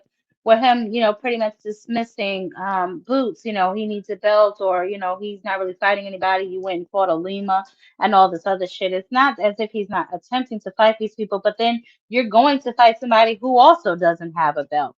You know what I'm saying? You ducked out of a fight. Well, he said that Boachuk was playing games, but you're about to fight somebody who also does not have a belt. And that's the question that I pose. Who the hell is Vergil Ortiz to be big dogging anybody when you yourself do not have a strap, sir? And I know how all these boys love their trinkets, so I'm just a little confused as to why they're even pushing this narrative. Yeah, I'm It's a little absolutely with you on interesting. that. It's just like the thing is, Virgil, they're moving in the sense like they're bigger than ever after fighting guys like Boychuk and Madrimov. And those two fights, But he fought yes, Madrimov off a they helped the loss. career at 154. They helped But the you fought career, but Madrimov off a loss. That's they're not you making it didn't seem like you it's the fought him off end a all loss. be all, sis. Like they making it like it's the end He all be just all, lost to sis. Crawford. He just lost to Huh? Crawford. So I don't understand. This is what I'm talking about. So neither one of them had a strap. So what makes Virgil a better opportunity than Boots is my question. Neither one of them See, have no damn belt. people better read the room and notice that it's like it's not about what happened in the past, as far as with Boots and Virgil, who ducked who in the past. It's about the now. We got an opportunity. We just seen Boots fight a couple weeks ago. Now Virgil, he fights a little bit tonight. Hopefully he comes out the fight victorious and come out unscathed, to where he's not too banged up, to where we can get this Boots and Virgil fight on the roll. Because right now the situation that looked like Boots was going to go after a Bass, but now Yeah, that a that's Bass not is locked happening. in with Xander, now Yeah, it shifts all the attention for Boots to and go to all of the Virgil now. focus, all of the And, focus was and, shifted Vir- to and Virgil. Oscar, I don't like Oscar in the press conference saying stuff like, "Oh well, I don't know why they're coming to the fight." Because after Uh-huh. they see Virgil He can fight, stay they're going to be home. scared. They're not going to want to fight after they see Virgil beat up Shut Lubin and up, stuff. They're please. going to be scared. Shut up, No, please. that's scary energy. No, you should welcome Boots and Eddie Hearn sitting front row I'd have flew him ringside at out. the fight. I'd have flew him out like a bad bitch off IG. I'd have flew him right on out to watch it, right in the front row. I'd have flew him right on Absolutely, out in the front row. And Boost put the energy. I watched Eddie Hearn's interview on Fight Hub earlier, and he was saying like, yeah, well, Boost it's not his style to go in the ring and everything, but we're pushing the issue and we're just pushing that initiative and showing the people that this is the fight that we want. We want Virgil next, and that's why I said when Oscar saying stuff like that, bro. Like I said, it's not about the past, it's about now. The opportunity Hmm. right now presents himself where this fight can happen in 2026. And Virgil Absolutely. and Golden Boy, their team is acting real shaky about this shit right now, sis. They're acting very Mhm. shaky. So let me, okay, so you're right. It's about the right now and it's about everything. So I wanted to go before because I told them y'all can start coming up now if y'all want to. But I wanted to go over this style matchup, right? This is where to me it gets really interesting, the clash of styles. You've got Ortiz, he has that Mexican style, the pressure fighter, the volume puncher, blah blah blah. He's a good body attack specialist. He's 26 years old. He's coming forward for 12 rounds versus Lubin, who is a slick southpaw counter puncher. He has pretty good ring generalship. How do you see this playing out round by round? Like for me, round 1 through 3, I think it's going to be like the filler process.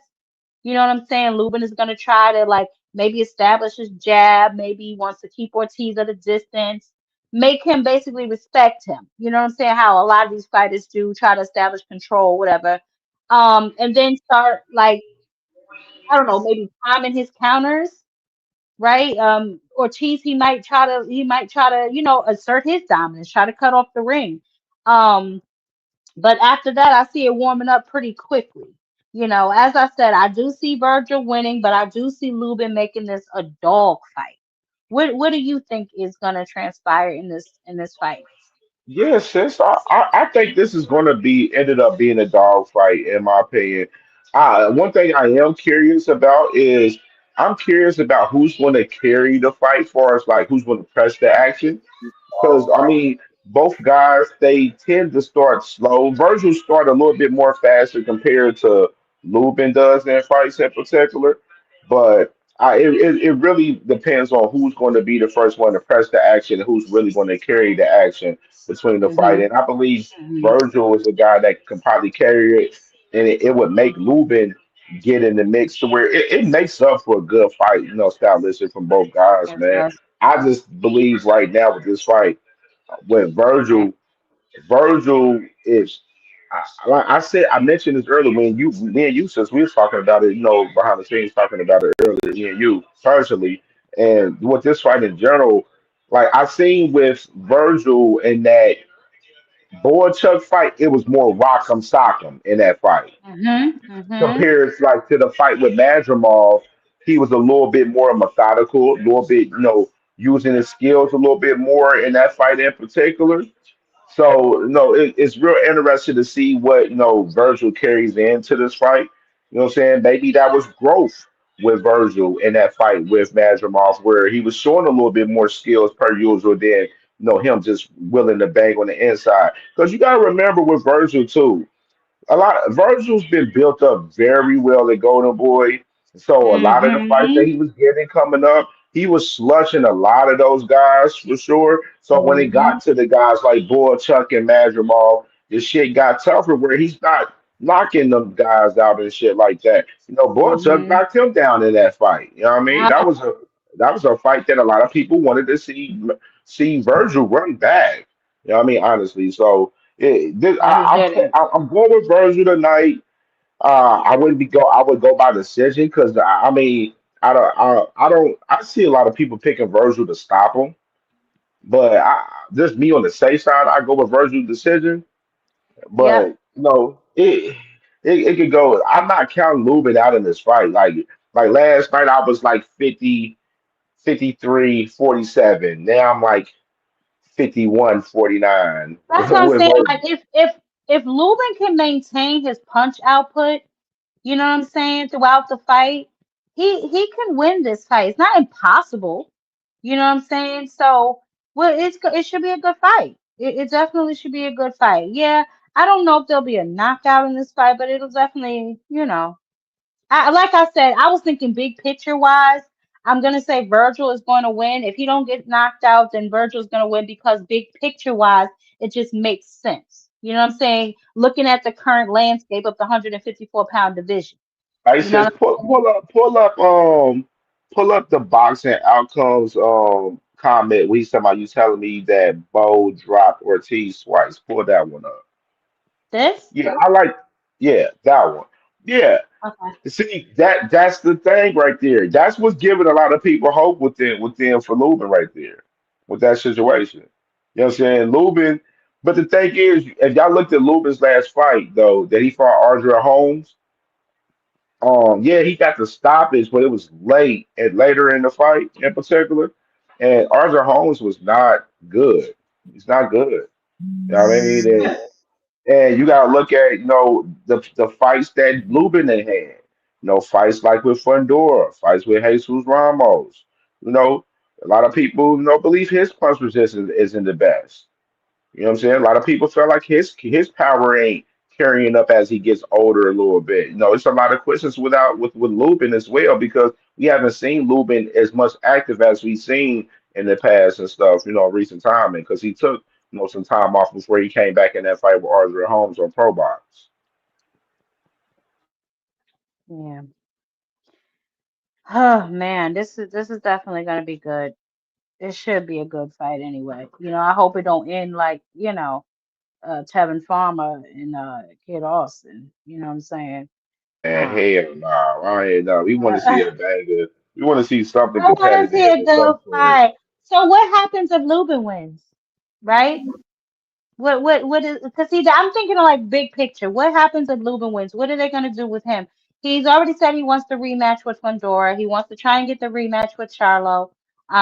He's saying that he wants all the big names. So I mean, why not a Boots Ennis? Boots said that he would fight him, but it's obvious the feeling isn't mutual.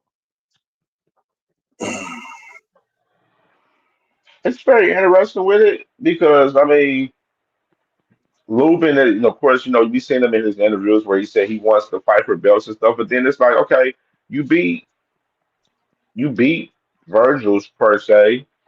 You got the interim strap for the WBC. What's your next move? Like, what's your next move? How are you gonna move? It's gonna be a difference for us him pushing to fight other champions.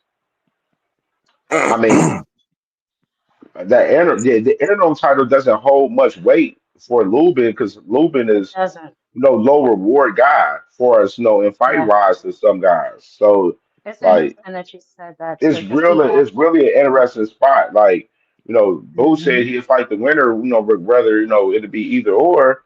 But I would really think Eddie and them be like, man, if it ain't fucking Virgil, shit, we don't really care about Lubin, honestly. We know what we'd probably do to him. We want, something else. So Yeah. that's just me figuratively speaking. Maybe Boots and them to be like, fuck it, we go for the winner of Bacram and Josh Kelly after that if Virgil loses his fight. Like that may be a thing. You know what I mean? So it's a real interesting scenario in that shit because it's not a for sure thing that Boots would goes right at Lubin if Lubin was to win tonight. And Can, that's the can I thing. offer That's a little that's. Uh, hey, Enigma baby. Yeah. Go ahead, because I bit? want to play the next clip of Lubin. Go ahead. I think that if Lubin wins this fight, like I hope he does, like I want him to, I don't think he should fight Boots, but that'd be the easier route for Boots to go because Boots wants to be undisputed at 154. So why not go after Lubin? That would be a good fight for him to go get the belt from Lubin, then chase down Xander Zayas.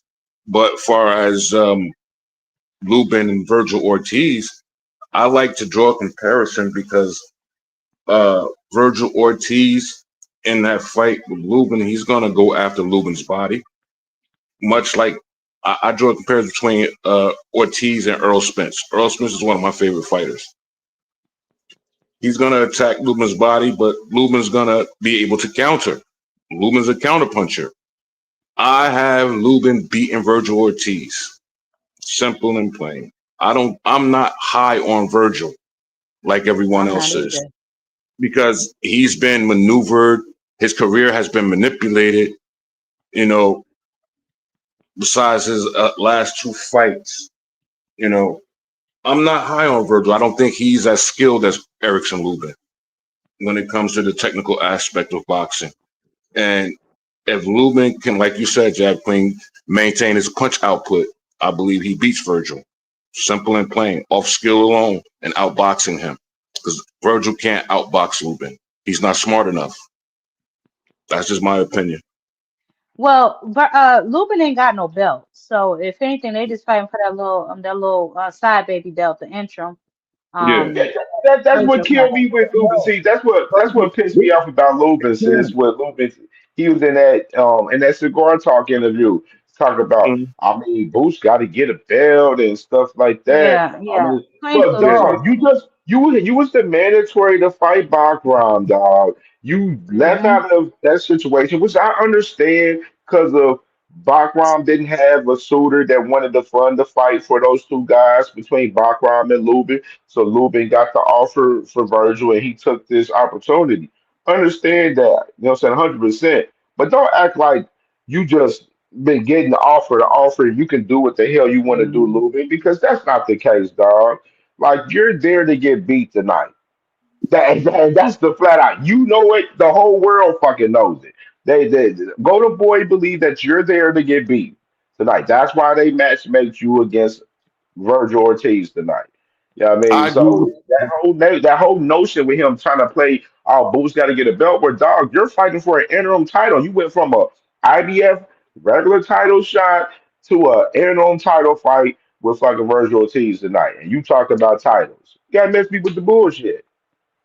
Yeah. Let me play this Lubin clip real quick. Pressure on me. I feel no pressure. I feel like with the way training's going, the way my career has went and has been going, I feel like I'm just, I'm extremely ready. I'm ready for whatever comes my way.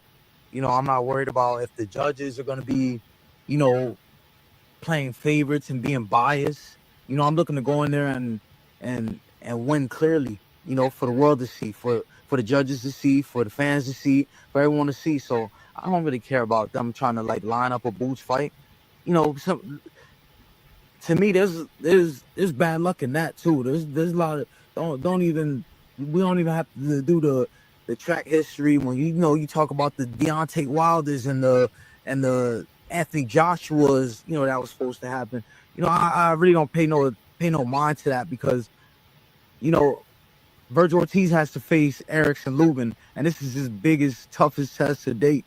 Um, yeah, like I said, I don't pay no mind to that. It don't really matter to me. You know, I'm extremely prepared and focused for Vergil Ortiz on November 8th, and I hope the same because I'm here to ruin them plans.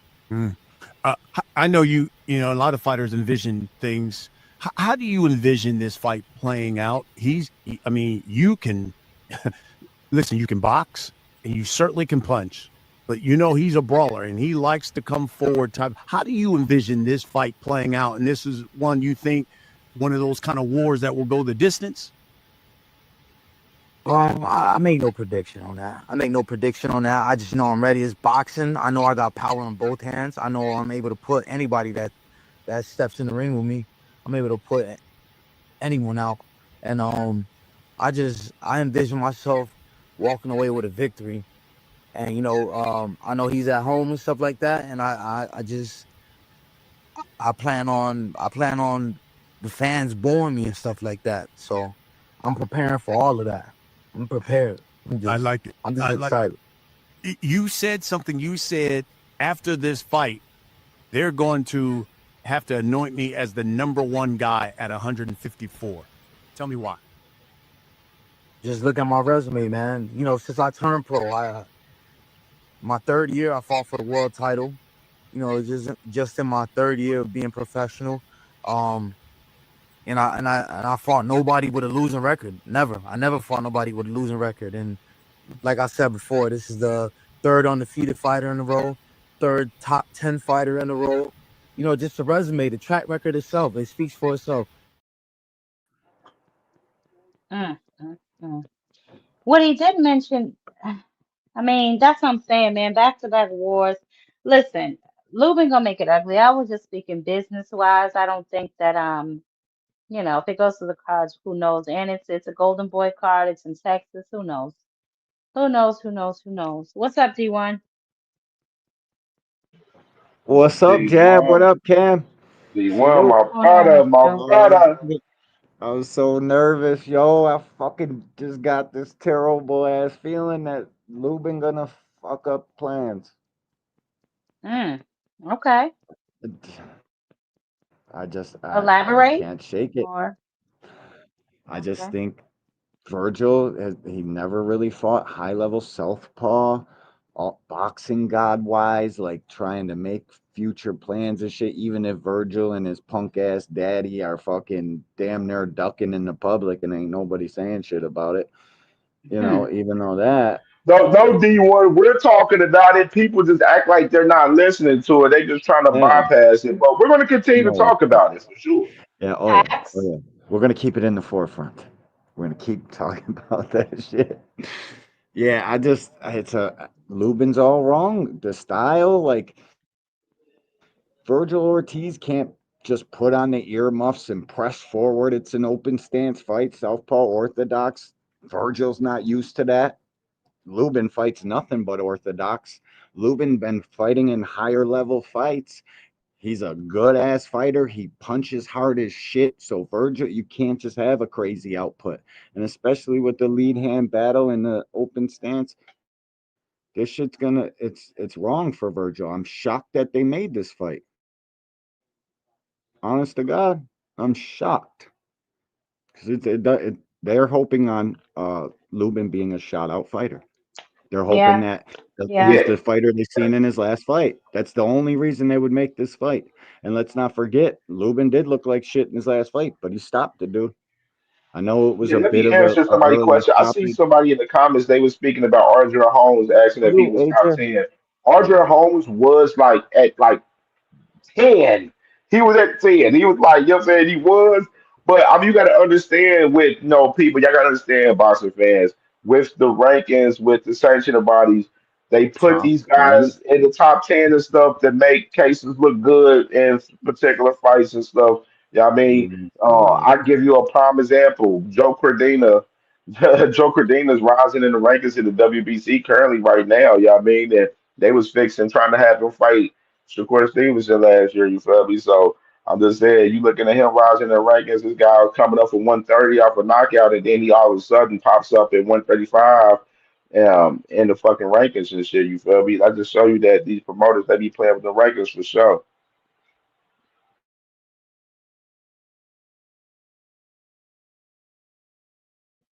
I'm all talking on mute. Yeah, I was saying they definitely do put people in the rankings to get them fights with particular fighters. We know that. Like that's not a secret. You know what I'm saying? So we know what that fight was about. But the bottom line is, like you said, Cam, they're looking to hopefully he's a shot fighter. They're hoping that they can just put a good name on their resume, but somebody that, you know, I don't know. Somebody a good name on their resume, but somebody who they think is done or seen better days, maybe. But Virgil seems to be in a little bit more of a educated space, as you just heard him say. He knows that that he's gonna come out. He knows that, he said, what do you call him, a wounded dog or something like that? He said. Yep. So, Ortiz we're gonna definitely looked see. drained. He looked drained. He Yeah. looked like this was a tough one for him, man. Yeah, so I maybe was he'll be going up to 160 soon. Yeah, probably. And Holmes was not no top 10. I mean, he probably like 14, 15. I mean, I can think of crazy 154 pounders above Holmes. Like, Yeah, but at the maybe in time that. that they fought, I guess that's what No, you meant. he was there. He's like Arthur Holmes is like number 11 in the IBF right now. Like Yeah, he's been like just in the that 10 IDF. and like that 10 11 spot for a minute, but after that loss, like he's at 11. Like he's been 11 for a minute. Yeah, in that certain ranking, but there's fighters that aren't in that ranking system in the WBC or IBF or WBO. You know what I mean? They all don't fight for all of them. Some guys are specific. You know what I mean? Some guys only fight for the BA. Some guys only fight for BO. So they all don't get ranked across the board like that. I would have put him at like 14th at the time of that fight. I mean, it's a good fight for Lubin, but Lubin didn't impress in that till one round. He kind of looked like he didn't want to throw punches, maybe like he was probably didn't train as hard as he should have because you know what I mean. A lot of these guys that are not throwing D, well, let punches, me not let because me they. tell you a fucked up situation too, bro. All right, we just talked about how RJ Holmes was, number 11, right, when he fought Lubin and shit, like number 10 or 11, right? Mm-hmm. Charles Conwell, he fought Jorge Perez Garcia Garcia, right? Perez. Yep, yep. He fought the guy that Xander just fought for that vacant WBO BO title, Yeah, and he I think Charles good fight. Conwell lost. He lost to Jorge, right? So Jorge gets the shot next at Xander. They push top rank, push him in position to fight Xander. Yeah, I Yeah, mean they knocked Charles Conwell off the rankings for the WBO. He's that's only in the bullshit. WBC now. Like That's he's not bullshit. even in the WBO, bro. They not just off of that one loss. He didn't lose by knockout. He didn't That's lose complete horribly in bullshit. the fight. He lost a decision fight that was a close fight, and they knocked him out of the IBF rankings because of that. The IBF and the WBO rankings because of that loss to Yep. Jorge Perez Only Garcia. reason he That just lost, shows yep. you how fucked up this game is. And even Yep. to add more context to Charles Conwell, he has one more fight on his deal with Golden Boy, and he's not even on this card tonight. This man, That's crazy. Oscar, is shelving this man. He's just playing around with him and not even trying to give Charles Conway a fight to get him out of his fucking contract. He's just playing around with him just like he's playing with Ryan Garcia as well. Just to add context, that's what I be trying to say. A lot of this shit in boxing be deeper in a lot of aspects with the business, but a lot of y'all boxing fans don't see this shit that be happening behind the scenes. There be a lot of bullshit happening for real. It's fucking money. It's definitely all money, and that's a shame, man. Charles Conwell only lost that fight because he didn't throw enough punches. I don't know what it is with these kids thinking that they can win rounds and shit with bare minimal punching. I don't understand it, bro. If I was a fighter, I'd be throwing crazy more punches, especially if you're punching hard. Get in that gym, fucking train hard enough and throw 50, 60 punches a round. Imagine if Tank threw 50 punches a round. Nobody beating him on the planet. Nobody. I don't know why these guys do that shit. And they end up losing fights, and then they get dropped by promotional companies, and that's fucked up to Charles Conwell. I want to see that kid succeed. He's a good fighter, bro. But it's Absolutely. Yeah, almost un- aircraft carrier, yes. it's Boost fucked up. is in Caldwell offer, but they didn't like to perceive offer, which is this is my thing, even with that situation. Uh, Conwell, Rashidi Ellis, all of those guys, you get an offer from Boots, you take it. Yeah, They ain't got shit going on. We just seen talking Rashidi about. Ellis fought Javier Fortuna last week. You feel me? Like, you know Yeah, what I'm saying? You get those type of opportunities, you take upon it and try to, you know what I'm saying? Like when you gotta seize the moment when you got a big dog that called for you and you got an opportunity like that to fight a guy and try to knock him off, you gotta seize the moment, man. And some of these guys is scared to that's a seize the fact, moment. man. That's the issue that we're having in the sport. When the big dog comes calling, whatever he's got for you, you think you can beat him, you take that shit.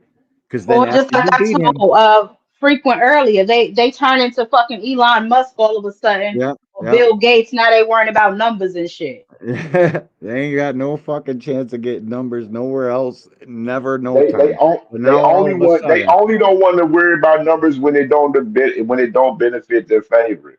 yeah, well, It shows well, it clear as day. Like when it benefits their favorite, that's when they want to talk numbers. When it don't benefit it, oh man, we don't care about the numbers, man. We just want to see the fights, man. We don't give a fuck what that man making or that man making or how they gonna make the fight or what platform is gonna be on. We just want to see the fight, man. Put the fight on, man. But oh shit, Devin Yep. said he got 30 million fighting Ryan Garcia though. Like, man, shut the fuck up. Let's be with the bullshit, man. no, it's crazy. Speaking of Yo, Devin Haney, you heard him call Brian Norman Jr. a bum.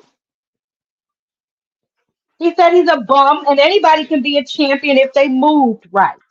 So I Oh invited look, Edwin up here because I got to talk to some Haney actors and shit like that being he said. on this big He dog shit told too. me, oh yeah, he told me, honey, that anybody can be a champion. He said that includes everyone, but wasn't specific if when I was talking about Devin. And I reminded him that Devin said he don't duck no smoke. So then I brought up the Sandor Martin fight and how he became all of a sudden Elon Musk. He worried about the numbers. Then I asked him a very specific question that he still hasn't answered. Why didn't DHP bid on the fight? Oh no, he did answer me. He said because boxers don't bid on their own fights. He said, why has Tank never bid on his fight? I said, never have I ever heard Tank's fights go on the purse bid. But more no, importantly, they No, never have that. boxers absolutely can bid on their own goddamn fights, i.e. Mayweather. So, they're just he was up here diddy bopping, flip flopping, baby, and then I had to stop him before he started pussy popping. Because it was getting embarrassed. Yeah, It was getting very embarrassing. if boxer really got promotional company like that, there wouldn't be no fight to bid on. They would be putting on the fight. I mean, talk It's not about there's it, G1. there's no way a guy Yes. with a legitimate promotional company that has money is going to go to purse bid. That don't work like that. It He never in the called that history of boy a boxing. bum. He called him a bum. I I just hope know on I the can't 22nd he put his money, he get that shit together. Because remember what happened when he called Ryan a C-level fighter? yes. Oh, Bro, Brian cooked him, calling him man. Mayweather and shit. Like, go get your own punchlines. Devin talking out of both sides of his neck. Oh, Yeah. uh, you've been knocking out nobody who knows them people, bro. I think Santillan's probably a better win than anybody Devin got. I don't. I Well, you shit. know The what? Loma fight I was would too like to close. remind people, like I told them earlier, I would like to remind people when he said that Brian Norman is a bum and he's That's nobody, why did you want him crazy. to train with you? Why did you pick him to spar with you No before your real fight? shit. If No. he's a bum and he's nobody, why were you trying to spar him? You yeah, pick bums and he nobody to using It, that spar with? same and then he playbook. Like called him a bum, Devin and then don't know said how to he's the shit best. talk. Let's be real. Devin don't know That's how to what it shit talk. is. He's from No, Henderson, he Like, don't. Nevada, oh, bro. you're too small, or you're a bum, you're a Yeah. C-level fighter, he hasn't fought anybody. Like all of these Floyd Blah, blah. Mayweather platonic, They're fucking coaching. talking points that he does. And you know what I'm saying? Like it's just be nasty work, man. He just don't know how to shit talk. He doesn't have the gift of gab like his father. That's just Phil trying to unfortunate. coach him up. but you can't. There's no replacing or coaching where you come from. There ain't Yep. nobody breaking on you all day in Henderson, Nevada. It just don't go like that. So he Nope. can't. They're trying to coach him up. He's trying to say Brian is the best, and then calling him a bum and the best in the same Yeah, that doesn't fucking make any interview sense. is That's so talking out of stupid. both sides of your neck. It's talking. That's so It's stupid. literally. Like, why? See, and then, see that shit right there. It And I translates don't to his know if fans. It Brian's the Yep. translates to his best. fans because Devin would sit up there and say Brian's a bum, and then you'll get people from his fan base being like, "Oh, Brian's a bum. Oh, this fight is gonna be easy. Who has Brian fall?" Like they start using all of the hanging talking points towards the fight, and that'd be the ass part. Y'all downplaying y'all opponent before y'all even get in the ring with Y'all them, know and how I Hey then feel yo, about then that. y'all, was if Y'all y'all that know was to how I win feel the about fight, that. if y'all was to win the fight, y'all gonna You ain't want getting no credit. the Y'all credit. ain't getting Y'all that gonna from want me. that credit. You yo ain't was getting that that from me. Tiger You know fight at how I carry it. 147 yesterday? Was the Tiger fight at 147? Yeah. He got a Yeah. claim at the best at 147 right now. That Flaz kid is a bigger win than any of them's got at Thank you, Big 147. Ray. Thank you. Anybody can become a champion. The best way to insult his own damn opponent. Yes, what up, Big Talk Dre? about it. That's that's Bingo. Talk about it. he said anybody can be that shit pissed me off. Yeah, Oh, let's listen to this ignorant. Let's listen to this ignorant motherfucker. Listen to There was a few opponents tossed around for you over the last few months. First, it was Ryan Garcia. Then it was Teofimo Lopez. And now here we are with you set to face Brian Norman. Why was this the right fight for you? No, I mean, he's the best guy right now at 147. He was the best guy that was willing to step up and fight me. So here we are. Brian, you're coming off a sensational knockout win over Jin Sasaki, maybe the knockout of the year at the end of it. Knockout of the decade. Knockout of the decade. We'll go with that too. You're doing a title defense here. Why was this the right fight for you? It's just who I am as a person. I love fighting the best, and like everybody say, he has the perfect style to beat me. I don't have feet. I don't have defense necessarily speaking, jab defense as they say. So he has the blueprint to beat me. So now I got to show y'all that I can do everything. Do you think you have the blueprint to beat him? Of course, yeah. I mean, I wouldn't have took the fight if I didn't think so. You know, he's shown against lower opposition that he's the best. You know, this is a whole different level, and I will show him that. You know, these guys that he's fought, I don't know them. I genuinely don't know none of the guys. I guess Jinsaki, or I guess that's the last guy. But before that, I didn't know who he was. So it's just, I'm gonna show him that it's levels. And how I feel about that is, so you are saying you are somebody, right?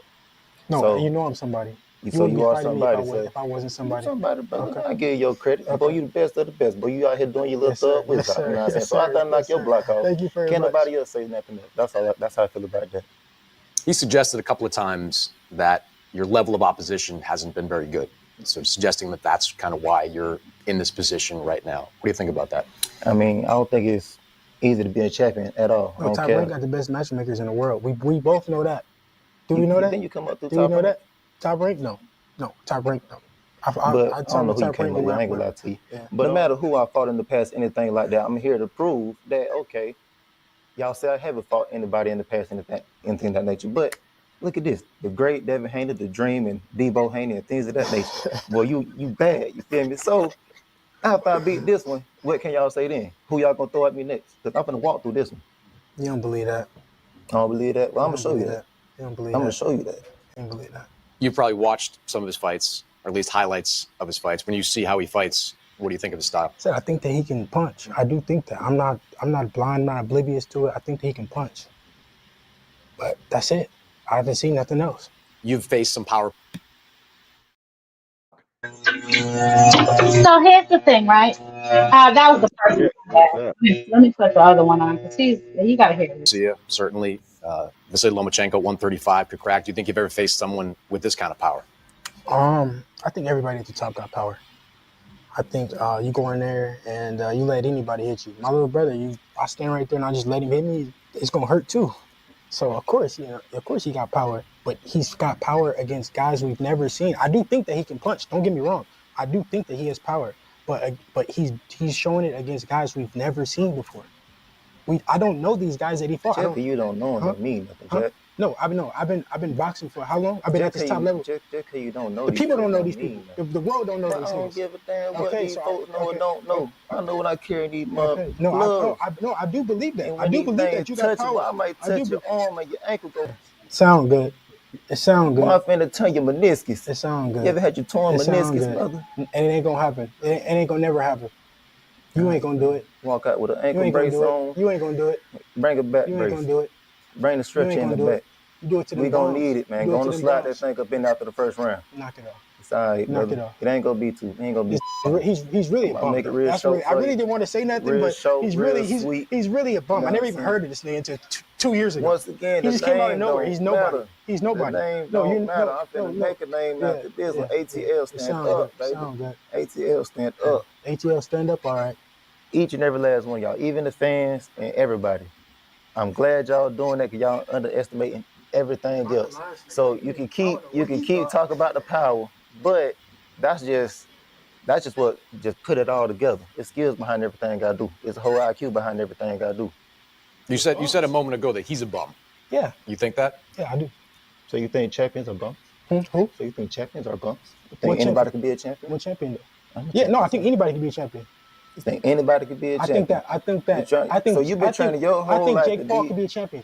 I don't know about that one, I think brother. Jake Paul could be a champion. All right, now you pushing it, Jack. You pushing it, Jack. If you moved right, you can be a Next champion. question. Check If you yourself, moved brother. right, you can be champion.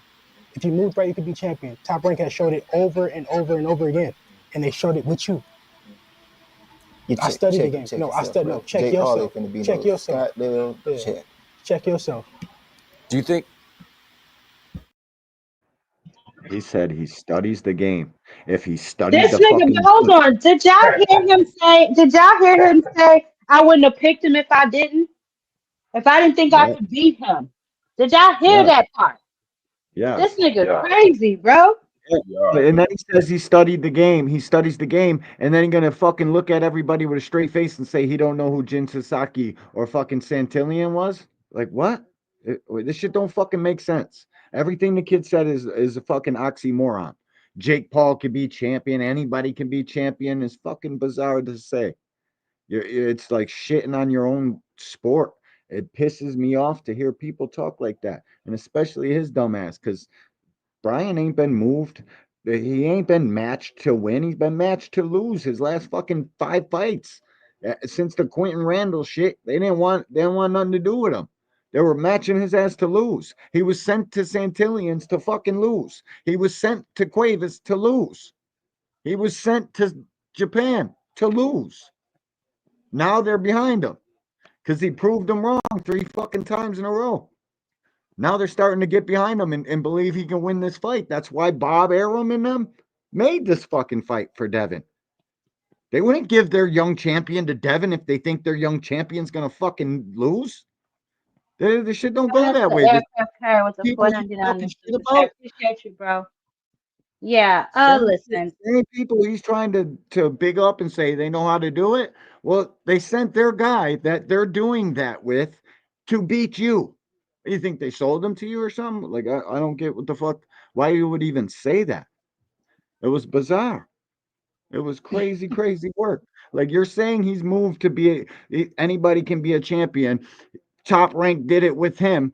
So what does that say if the people that are moving him to win all the time are allowing him to fight you? Mm-hmm. It says that they think he's going to beat your ass. Let's not forget best matchmakers in the world, right? Brad Goodman. Man, bro, I'm the same person that said, bro, it's a reason why when they first signed this fight, Top Rank was like, yeah, Bob Burrow, you hear them? They talking like, yeah, Brian Norman, he gonna stop him. And that's if Devin don't have his track shoes on and if he's not running and everything. Like they start backing Brian Norman Jr. heavy, and they're Yeah. really strongly believe that Brian Norman Jr. is going to get the job done No, to win against Devin. And then Devin's in that clip talking about, yeah, they got the best matchmaker in the world. Yes, they have the best matchmaker in the world, and they believe he's going to beat your ass, my guys. And you're sitting at that table calling him a bum. Well, they're looking at you like you're food and you're a bum too, my nigga. That's what I'm saying. It's like it don't make no sense. He should have never said some shit like that. That's Never ever said some crazy. shit like that. But he's trying to get better. You can see the little parts where he's trying to like say the best fighter and like giving him credit, but then he gets sick of doing that and then talks He up the got in other his side. feelings. He got in his feelings because Oh yeah. Brian Norman Jr.'s up there calm and collected and he's popping his shit and Devin getting in his feelings and then he gets to that point to where he calls him a bum. That's why I said these boys, like, they too emotional. They too Yeah, they emotional. are. That's why I said They, Devin get hit with one of the motherfucking shots. His ass gonna fight with his fucking heart. He ain't gonna fight with his mind when Brian Norman Jr. get a hold of him and hit him with one of them crazy shots. Watch. Just like that no, they're, Ryan fucking fight. I guarantee well, it's gonna be the same Devin, type shit. I guarantee I'll it. tell you exactly what the game plan is to make Brian chase them and run Brian into straight punches and try to hit him off the pivot, try to turn Brian, fucking tie him up on the inside. But here's the thing that they don't fucking understand. Brian Norman is great in the clinch. He is probably the best boxer I've ever seen fighting off the clinch. Like when you go to grab him, he fucks you up for it. And he's punching, bro. This shit's gonna be shocking to people. I've been trying to tell people. It's about to You be You see know what shocking. how it is? you see how Frequent, hold confident on, Junior hold on. is. Frequent had the nerve to tell me he was happy that I told senior to junior to I box love Devin because he's gonna beat the hell out of he's gonna beat the hell out of him if he boxes him. Yeah, no, I I heard it. told I was him, listening.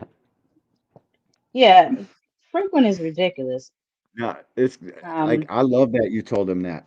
Like I think the plan is to jab with Devin, and then later in the fight we're gonna turn it up on his ass. That's why I think it's 8 to 10 stoppage. Brian Norman, he's gonna jab, and that you're gonna see the difference with somebody that's got a hard ass jab versus a guy who's been outreaching everybody. mhm. It's going to be shocking. And Brian got just as long as reach as him. So when Devin's comfortable at just outside mid range, thinking that he's in the safe zone, he's really not. It's bad to fight people that are smaller than you your whole fucking career because then you get used to shit.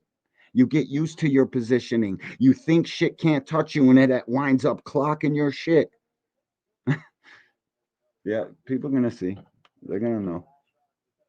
I'm confident. I ain't never been this confident in a fight in my life. I think Devin Haney, the only chance he's got is to actually fight and hope he catches him. Because I've seen shots where Brian Norman, like, oh shit, you know what I mean? He thought about it. Get hit with one by Cuevas, his legs buckled a little bit, but he got it together and still stopped, dude. And it made him fight more urgently.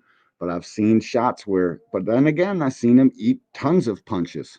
The Santillian fight, Santillian got a punch to him, bro. He just cleaned Alexis Rocha up the fight before, cleaned his ass up. And Rocha was one of Golden Boy's guys, fucking beating a lot of guys at 147. He was on the rise, bro. Like, I think the Santillian fucking win for Norman is more impressive in the fashion he did it in than any fight of Devin Haney's I can remember. Besides maybe the Hail Mary punch knockout, because that's people don't understand. That was a very good win for Devin Haney. That's one of his best wins. The one where he knocked the dude out in 2019. Yeah, that dude can actually fight. But then he's the same guy saying this punch was just as Empire's going to be better at 147. Like, Hey, he very well could have a little bit more on it, but listen, bro, if God chooses that, it's not like people think. Your hands, your bone density in your hand is what gives you heavy hands and determines how hard you can punch. It's not something you can work on in the gym. Yeah, you can learn how to throw a punch more crispy and more technical and be snappier with it, but power is chosen by DNA and God. It's kind of a cheat code, to be honest, bro. Can't, yeah, you might get a little bit more sting on your shot from not having to cut down, but that's just the stamina thing. It ain't hard punching is bone density. People don't understand that shit, bro. Some guys think you can teach it, some guys think you can't. You can't. It's either you're punching or you're not. It's not like you're gonna wake up one day and just all of a sudden start punching. Yeah, either you heavy handed or you not, Yeah, bro. that's it. Yeah, that's it. And Brian Norman is heavy-handed. He ain't. I heard Frequent say earlier that his power's overrated. I understand what he's saying, but really, it's not. It's understated. When you can knock a guy down with a fucking swivel jab after hitting him with a half-hearted hook, that says a lot. Santillion fucking had a busted facial cavity, broken nose, or like he was busted the fuck up. And Brian didn't sit down real hard on a shot in that fight. He caught him with some uppies in the pocket. Kid got Hey, you heavy see, fucking hands, bro. hey, sis, Heavy, wide hands. pull up Cardina's comment. He said, "I've seen Brian take one to give 3 or 4." No, it's going to be Brian right hand up. Brian, bro, that's the thing. He's willing. Is Devin willing to do the same? That's the question. Bro, this dude's acting a fool in the ring at Golden Boy on this card right now. Eric Priest acting like he got robbed. Devin That ain't was willing. crazy. That's my thing. We talk all of this defense and very skilled boxer shit with Devin Haney and everything, but I'm just saying, That's a great yes, comment we've seen right there. it. But my whole situation is he's going to have to take Yeah, I'm about something. to shut it down and watch this He's going to live. take something to give some. You feel me? Like, You know? flat out. Yeah, but Yeah. Devin thinks he's going to go out there and make this look like a school fucking. He guarantees they're mimicking the Ramirez fight. They're not going to do what they did in the Regis fight. Regis just stood there in front of him and didn't punch. That was easy work. They're thinking Brian's easy work. They're thinking that it's the kid that showed up for the Quentin Randall fight, and they're Mm, sadly mistaken. Sadly mistaken. mm. See. I don't like the way they going about it, underestimating him the same way they was doing Ryan. Because I got the same exact feel what they're doing. Like that's I don't literally know what. if that's it. I mean, What that would be stupid of them to do that twice. No, that would Yeah. be dumb. they're that fucking naive. They're that fucking naive. What? To what? Who? The Haneys are naive? Hell yeah. Hell yeah, they're Hell yeah, naive. they are not. But watch Fight Week. Fight Week, they gonna build Devin. They gonna be in that bitch popping hella shit. Watch, watch. Isn't it next week's fight week, right? Not the week after. I'm excited for tonight, bro. I got butterflies right now.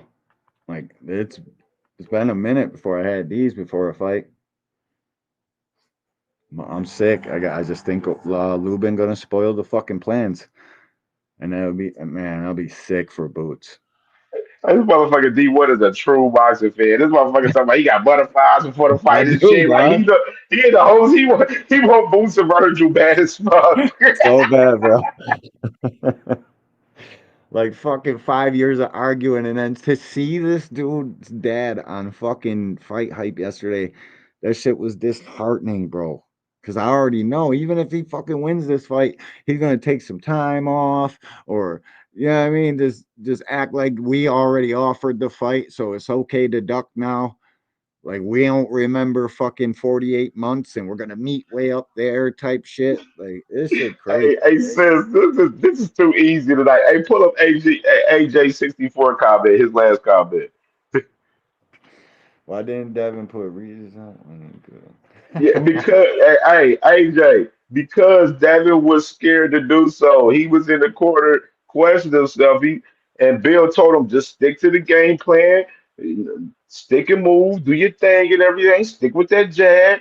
Don't force it. Don't go for it. And then you hear Devin after the fight saying that Bill told him to stick to the game plan. You ain't want to force it because they didn't want to go with that risk because they still felt that Regis had power into the fight even after the man Devin and cooked him on 2 occasions during the fight where he didn't drop them. You feel me? So them boys cautious, man. That's what I said. They ain't got no killer in them, man. They ain't no killer in the Haney's blood.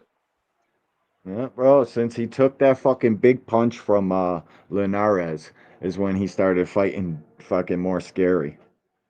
Then he fought Cambosis. He really wouldn't even step on the gas in that joint. He's trying to box from outside all night. The signs are all there. If you're not blinded by fandom. You can literally go back and watch Devin Haney's fights, bro, and see that he's not fucking who they say he is. He's fucking matched and an opportunist. We're gonna find out on the 22nd for sure what he is. If he fucking runs around that ring and they're trying to tell us he 12 zipped Brian from fucking throwing a couple jabs, nah, man, I ain't doing that. Hey, If he goes out there, but if he goes aircraft out there carrier, and I love you, valiantly my does it, guy. But Jorge Linares, yes, he was a good puncher against the opponents that he was facing that time. But just in general, Jorge Linares wasn't shit. Jorge shit, Linares got hella losses after he fought Devin Haney. Jorge Linares is ass. He ain't that well, guy. We gonna Prime keep it. Linares, maybe Prime Linares had a little punch to Man, him. he was Fucking he knocked was some match guys out. made very well. Linares ain't shit. We Well, gonna keep him 100. Linares ass too. Ass. shit. Aircraft carrier, I hope you're right. I hope there is no upset. I hope Ortiz knocks Lubin out with the first fucking punch of the fight. That's what I hope. That's what I'm praying for. Fucking easy work. Go out there, take care of Lubin. Let's get to the fucking getting to it. Summertime 26 or something. Give Vergil enough time to rest his vagina and let's get to it. Hey, what But man? This is my I thing. don't see that happening.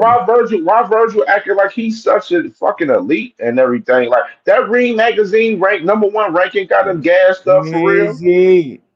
Dude, listen, bro. That's Like the they most got him gassed egregious up for real ranking I've because ever seen. they act his whole team, Golden Boy, everybody acting like he fucking elite and shit. Like he The really that guy, man. like the top dog at 154. I don't see it, man. Imagine being called the I man don't see without Lubin a fuck around fucking and belt. beat his ass tonight.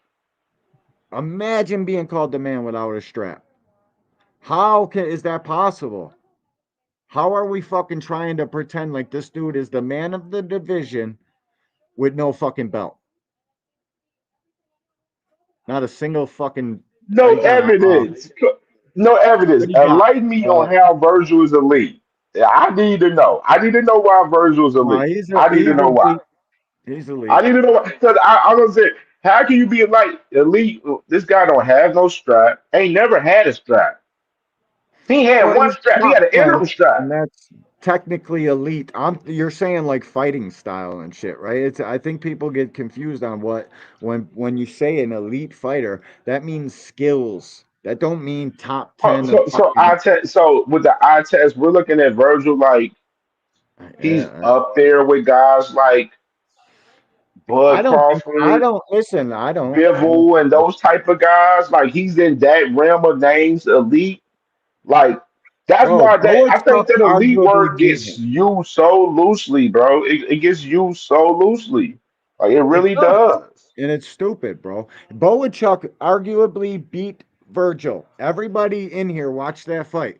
Then Boachuk I know goes and evidence fights say he Adams. said elite offense. Okay, elite offense. Okay, listen, I bro. mean, I wouldn't even say that. Boachuk goes and fights Adams and get fucking outboxed, bro. Like, how good are Right. these wins? The Madrimov fight was razor thin. I just watched it again yesterday. I mean, I would say he if he's elite in some cases, but in other cases he's fucking below average. I don't think he's elite. I think he's just a good He's a fighter. good fighter. He's just a good fighter. He's not He's elite. He's top not elite to top me. 5 in 54, and that's saying a lot. I would put him at 5, 4, 6. Just a good, solid ass fighter. He's not elite. Yep, He hasn't that's shown great. us. He hasn't shown us anything that he's elite. Just even with the fights he's had, he hasn't shown anything where we like, oh, Yep. Virgil's elite. Where he a motherfucking dog. Let's put Virgil up against Bud Crawford. Wait, motherfuckers Nah. asking for boots against Bud. We ain't looking No at way. Virgil I like, yeah, actually put Virgil against Bud Crawford. Like, no, nobody. What Other people's made not Boots calling for that like elite? that. But yo, what we made gotta Boots hype elite him up though? so Boots gets Same max question. credit. Boston Hacker, you have to wait till turn, sweetie. Cam, was you finished? Oh, I thought it Yeah, was, yeah, yeah. Go ahead. my bad. I thought Go it was ahead, on Boston panel. Hacker. Yo, Yeah, but salute you still to gotta wait to talk. my Go bad. ahead. Salute to y'all. I heard some Devin Hayes slander up here. The hate for spit continues. Hey, Oh D1, my They got God. Erickson Lubin don't Hey, at pull hey, out the 5. hey, deck, hey, bro. salute the hacker. We know you got your knee pads on over there. It's all Listen, good. don't No pull out way. the He Yo, got a new yo, pad. He just You got got yo, a your they new knee got pad. the pads ready. guys, they Knee got the pads ready. 154 rankings on the screen on the zone. They got Jaron Ennis at 7, Lubin at 5. This is the most fucking biased, fucking trying to make their guys top. Abyss Yeah, Baru is I don't number be paying 10. them no mind for the Fuck out rankings, of It dog. here. don't matter. They got Hey, let them fight hey, him and let's hacker. see them Hey, win. Got hacker. Lubin at Hey, fucking hacker. Let 5. me ask you a question, hacker. Can I ask you a question, hacker? Yeah, go ahead. Hey, do you got you got the knee pads, right? You got the bib on too? Come on, man. This is not you and Tank, bro. Relax. I'm just saying. I'm just asking. I mean, I know how you get down, man. That's you. You know, you That's you when you start you talking about you Tank, be on bro. your Jim Ross shit. You about to get Nah, a nah. good old slobber I knocker. You know what I I mean? keep You things feel me? 100, man. I keep things On your 100. Jim Ross. You feel I me? never. All I'm right, always all gonna right, say. all right with all of that I'm foolishness. always What say is it, Brian Dr. Norman's a good Hacker? What fighter. do you do? I'm always say Brian Norman's a good fighter. But I don't think he can beat Devin. I think there's just a skill So difference there. you disagree with Devin because Devin called him a bum. So you disagree with Devin. Yeah, I don't think he's a bum. No, he's not a bum. I wouldn't say that. But I would say that like there's a different level of skill there. I see it. Maybe y'all can't see it. I can see it. You know, and I could be wrong. Maybe he's gonna prove me wrong, but I don't know. I don't think so. You know, I feel like I feel like Brian Norman got a puncher's chance, like a really good one. He got way more than that. Way Y'all fucking say more than that. that. Hey, No, D1, bro. remember Where you D1, I'm guys always say this, where brother.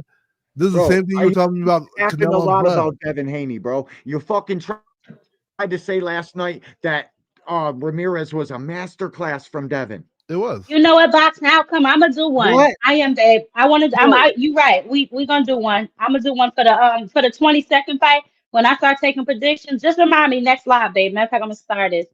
Still remind Oh me yeah. next live. I'm gonna put together a spreadsheet of who's It's gonna saying be what, so 99-1. I'm we gonna can be the keep only some of one these right. fraudulent niggas off the panel. So we can keep some of these fraudulent Negroes off the panel. But go ahead, Boxing Hack. I'm sorry, you were Hey, talking. I'll say this. Did you see Hey, Duran sis. versus Hey, wrench up. Ray Leonard I too? like boxing outcome. Wrench him up. I like him. I like him. First Yo, off, did you see? nigga, don't tell Yo, me to wrench up on my show. I gotta verify this I'm nigga. sorry, sis. I'm sorry. I'm sorry. I'm Oh, wait a sorry. minute now. Wait a goddamn minute now. D1, Um, Me and Tay, sis. Me and Tay. I You already am. know. I am. But look. I am. You know I'm D1, fucking with you. Go ahead, hacker. Finish up, man. D1. Did you boxing watch Ray outcome. I Leonard versus subscribe to you Duran too, too? bro. Salute. D1, did you watch Ray Leonard versus Duran too? I just want to know. Did what? Did you watch Ray Leonard versus Duran too? Did you ever watch that fight? Of course I did. So did you hate that style that Ray Leonard used? Yeah. Okay, Yep. that's what I know. I just want to make sure you're honest. You know, keep you honest. What?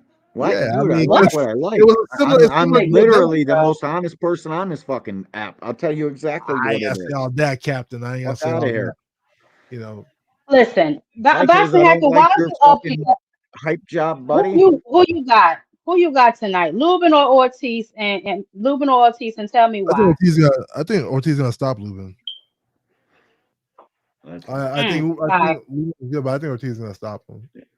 You want to bet? I'm not 100% confident. Yeah, In all right. Ortiz, So but I think he's gonna stop. Well, you what do you want to bet on the stoppage or the win? Yeah, he's not stopping Lubin, bro. If he catches Lubin with a fucking punch Lubin doesn't see coming is the only chance he's got to stop in Lubin. Did you not watch Fundora fight? The dude would fight with a fucking softball-sized hematoma on the side of his fucking head. It's little chance that fucking he's in the best shape of his life, 30 years old. Fucking Vergil Ortiz is gonna come run him over and stop him. Y'all are smoking dope, bro. Yeah, Lubin winning. All right. Yeah, unfortunately. Is that what you want to bet on? Unfortunately. Shit, bro. I'll just place it We with can the bet on the win if bookies. you want. What's your bet for the win? Lubin's plus 650, dog. Lubin's plus 650. They got this one fucked up. How many elite southpaws you see Vergil Aircraft say Ortiz fight? Virgil within 8. Okay, the aircraft. Okay, That's aircraft area. that's on the How record. many That's on the southpaws? record. Aircraft. All right, Go how many ahead, D1. southpaws you guys see Vergil Ortiz fight? How many And Lubin's good. southpaws? It's a Lubin's really complete good. different ball game. It's a Hacker, let him complete finish, different ball game fighting a left-hander that can punch. Do you guys really know boxing, or are you guys just shouting shit out in the comment section? Huh? D1, you think a Fucking, song? What's the bet I for sound Lubin? stupid saying within 8. Sound complete fucking Come on now, retardation. Let me tell you something. Aircraft I'm carrier, silly. leave him alone. He comes He over here would, trolling all the time. He's fine. I Let him know, be I'm would just now. fucking with you, but if to me, Lou you gets sound knocked out crazy. today, you're gonna be I'm so a mad. logically thinking fight fan. This is all I do. I don't watch football. I don't care about no fucking basketball. I don't care about nothing but fighting. This is all I do. And you sound crazy telling me Virgil's gonna stop Lubin, who is fucking literally been in a war with a guy who is punching way harder than Vergil Ortiz, and his coach had to quit in the 11th with a fucking softball sized hematoma sticking out of his head, and he was still willing to fight. I mean, Virgil can stop Lubin. There's no doubt about it. But I just within 8, it's the little things when you say that, like within 8's crazy to me. 10 or 10 through 12, Raina, maybe. behave, girl. What is wrong with y'all? You're so bad. That's crazy work. Salute it, Raina. Hey, Wow. Raina, hey, sis funny as hell. Hey, I'm crying. Little Get his quick, ass, Ice. ass. Get his fucking ass. Crazy work, Raina. Y'all terrible. Okay, Yeah. Q says Lubin is like Devin. The chin is questionable. That's all. No, We've seen that listen, chin bro. fold before. Oh, okay. Yeah, Jamel Charlo, who is a fucking knockout artist, caught him leaning down with a punch that he didn't expect or see coming. It would have knocked anybody out.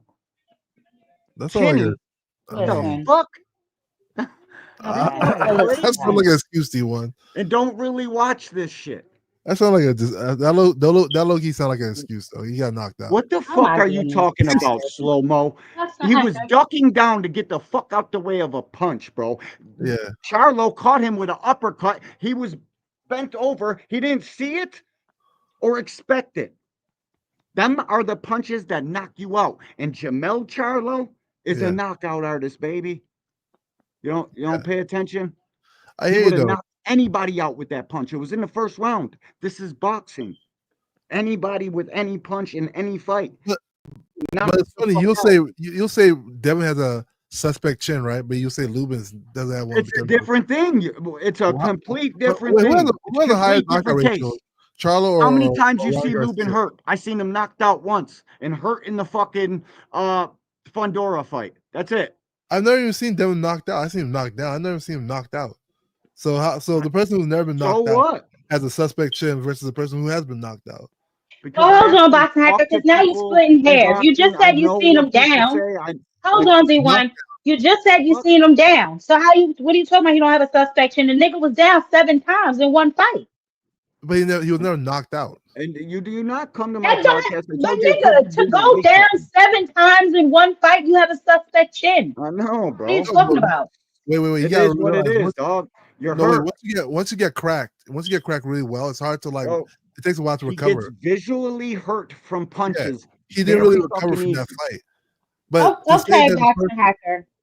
When you see to say the Lubin getting person visibly who got hurt from a knocked out fucking half-hearted punch, doesn't have I've a never suspect seen it. chin versus the person who didn't get knocked out, it's funny. That's a funny statement. Hacker, you're fucking. Person A got knocked out, but bro. his I chin don't is really okay. care what the Person fuck you're B talking about. got like a majority of the See, majority look of at me, fall. person A, who is Yeah, an actual real hardcore boxing fan. You, person B, who sucks off you. fucking 2 or I 3 mean, guys and don't watch what kind of all argument is the that? That's like boxing. It's a different thing. You know what I'm saying? that's like no true Scotsman's arguments. Oh, that don't matter. You're saying one person who got knocked out is not suspect chin versus somebody who didn't get knocked out. Who's I never didn't even say Devin has a suspect chin. You're putting words into my mouth. You put a straw man out here for your fucking red herring, stupid semantic arguments that you All right, I fucking just try to wanted to play make with sure. it. Bro, I never said Devin got a suspect chin. I said it could be due to weight cutting. He gets hurt off of fucking weak punches, bro, that he shouldn't be hurt by. That Ryan Garcia punch shouldn't have hurt him. It was a fucking opening hook. He didn't even really throw it. Ryan's hook is going through the motions. Well, Ryan's hook is considered one of the most powerful hooks in boxing. Yeah, but that wasn't it. That wasn't fucking him really snapping it and throwing it as hard as he could. That was a half-hearted punch, bro. He fucking threw a throwaway jab and then a fucking hook behind it. You can't get your full fucking power into that. Okay, I mean D1, I hear See, you, this is brother. what I'm The saying. bottom You line is don't this. really watch this shit like that. You Hold don't on, know what D1. you're talking Let's about. put Hacker on the record. Who you going with, Ortiz or Lubin? Yeah, let's Ortiz, hear this. Ortiz gonna win the fight. Do you If have any Ortiz specific wins, let's way, go. by decision, knockout? What you going with? I want Ortiz. I think he's gonna stop Lubin. Actually, I think so. Mm.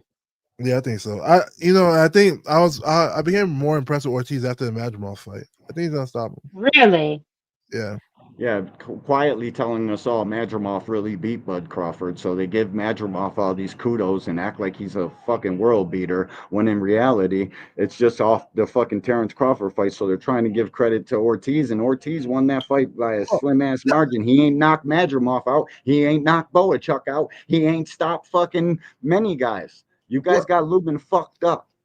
Well, I'll put it like this to you, D1. When you look at somebody like Boots, right? You say he looks like he's elite because of the eye test, right? Because he hasn't really. Oh, because he fucking beat elite fighters.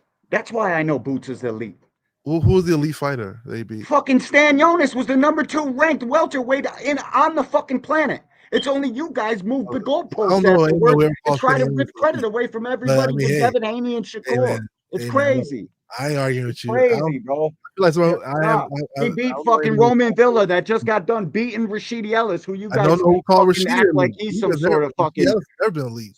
You know, Stop, he was up bro. and coming, but he's never been elite. So I hear you. Stop, But bro. You're I being don't a know- fucking I douchebag don't know boxing fan that thinks you know more than you actually do. You know, but I'll say this. It's crazy work, bro. Boots But is an elite majority fighter of- because we've seen him do elite shit against other elite competition. Stop the I fucking don't cap. know. I can't say The margin and I way know he wins his Chaos is fucking good. fights, He's he's a elite as they champion, but I don't know come. if you call him Best elite. fighter on the planet right now. Like who else calls Ron Stan Jonas Boots elite? I don't know anybody who's ever called. I don't know Fuck not outta one here. person who says Stan Jonas I don't elite. know what you're talking about. And Hey, Boots is going to show you. Boots here, brother. I hear you on that. A I'll fucking say time this. to I'll watch say you this. pick the though. goalpost up, move down the I'll street say to the this. next fight. The eye Pick the test showed me goalpost up. Madrimov was good. It wasn't even about the Y'all fight. are real easy to the 12 fucking rounds. to The eye figure out. test It's showed me crazy Madrimov work, was man. good. Just like the eye test showed me Boots is good. And the You way bro, Vergil was able listen. to, I thought stylistically Vergil should have more trouble in that fight. You know how I know Jaron Ennis is elite? Because he can jab you with one of the prettiest fucking jabs with both hands. Yeah, that's the eye test, right? That's It's what not it's called. eye test. He It is does eye it in test. top level fights. Hey, D1, I got it right here. Hey, Hacker. Hey, Hacker. Bro. Hey, Hacker. So the eye test shows that Kambosos was good. So I said Kambosos is good before because of what he accomplished. Yeah, and Kambosos is not a bad fighter. So ass is this. I think he's a good fighter. He's not bad at all. I'll say he's a solid B level fighter. You know, he's a solid B level. I think the problem Kambosos. Oh, yeah, you got your knee pads on for sure. Like I said, I knew you was gonna show your knee pads. Is to me the problem what Gary Russell had against Lomachenko, where he relies on speed too much. You know? Hey, do you ever ask yourself this? How come nobody wanted to fight Karen after Boots did? If he's such an ass fighter. I don't bet know. you Karen proves to be elite too. Great point, Cardenas. Salute. Oh my gosh. Yeah, guaranteed Karen proves to fucking be elite in I welterweight. never heard that before either. Only you have. Hey, says, hey, Eric Carrier said, he said B-level fighter. Yeah, I think he's solid. He's not. Don't do me like that, Aircraft. Don't do me like that. We gotta let some of the people come on and just be crazy. Hacker adds to the channel because he says his You gonna dumbass say that, points. Aircraft? He's everywhere. Yeah, no, So I don't see that. Hacker's needed. He's my boy, bro, and he supports. There's nobody pisses me off more than this kid. But that's I'm trying to tell you. How fun would it be if we didn't come on here and talk shit and have the opposite points, have the other side? No evidence that Scambosis was never good. He was good. He wasn't. He wasn't. No, boxing Hacker. He was not. He was ass. Stop. Kambosos has a problem. So the problem with Kambosos is that he's one of those guys who uses his speed too much. Like he fights at very sort of like I said, like I feel like Gary Russell was doing that for effort against Loma. Even this guy at 147, I would say Kambosos overall Yeah. is a B level fighter. Yeah, Maybe just touch and B. Hell nah, He D fought a what? lot of guys, but Hell nah. when you take it all in and you You giving it really too look at much the grace, landscape of man. He boxing, ain't B, bro. B is too good, bro, for Cambosis. Kambosos He's only not lost that. to very good that's fighters. why, Like, you know what I mean? Words matter. It's Cambosis is a C minus fighter, barely. bro. C nah. minus, I would borderline say D C plus, plus. If he was C minus, borderline D plus, He said D a plus. C level Yeah, fighter. he had borderline 5 D split. plus. Cambosis is ass, bro. Yeah, he He won a trash. TO split decision. Fucking Maxie Hughes outboxed him fucking 10-2 at least and got robbed on the cards. He had 5 split Man, decisions in God. a row leading up to TO. Yeah, but he So always edged it out because of his style, no, though. yeah, because he's a white dude from His fucking style is the problem. Australia getting all the benefit of the Yeah, doubt. one great No, night. his One style. great night. The problem is his style. Like he One relies on and his actually, speed. Cam, people don't watch fucking boxing, dog. Because if you really watch that To fucking Cambosis fight, it's a fucking close ass fight, Yeah, it bro. was close, but Definitely. That's a fact.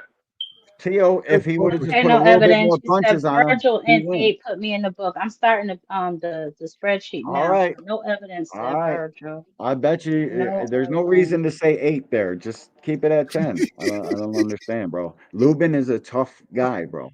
I don't know where people get it. It's an open Lubin's good, stance, man. He too. was a great It's amateur. He was not really like good. Virgil can Very just good. throw on that high guard and come get him. It doesn't work like that because of the way they're standing. The jab is fucking not as useful. It turns into a straight left versus straight right. Which guy I said, punches pull up fucking harder? Dragon's comment. Don't make me start really going at it because I'll fucking explain why. It's a bad fight for Virgil. I Due will to see that. I styles. mean, the fight's about to happen in like an hour or two, so don't worry. I know. And We'll see. I wish I didn't have this for you guys, but I did film study. I watched all of their fucking fights, and Yeah, what I man. see is a tricky fucking southpaw. Virgil ain't fighting no southpaws. Hammer can crack. He fought way more orthodox guys. They've been spitting in the boxing god's Yeah. face, trying to fucking make all these plans past him. They don't look at that shit kindly. There's been too many I red mean, flags. The kid looked drained as fuck. Like, come on, man. This shit is not good for him. Shakur So said all he this got 8 rounds and talk like that is crazy to me. Just Shakur off said he styles got alone, it's gonna around take at least 8. Lubin. At I least. feel like somebody who's really good at calling fights is Shakur. He said he got Lubin, so you might be right. Lubin might win. I Y'all don't were saying see it. Shakur gonna stop Zepeda. Stop the cap. Huh? Fucking Zepeda beat Shakur up. If you really listen to Oh what my god. Shakur said, Here we he go. was recovering Here for we months, go. body beating Hey, the fuck sis, up. hey, sis, pull up Dragon's comment, This sis. guy's wild, Hold man. on, hold on. Y'all give He me a did, second. I'm bro. trying to create the spreadsheet.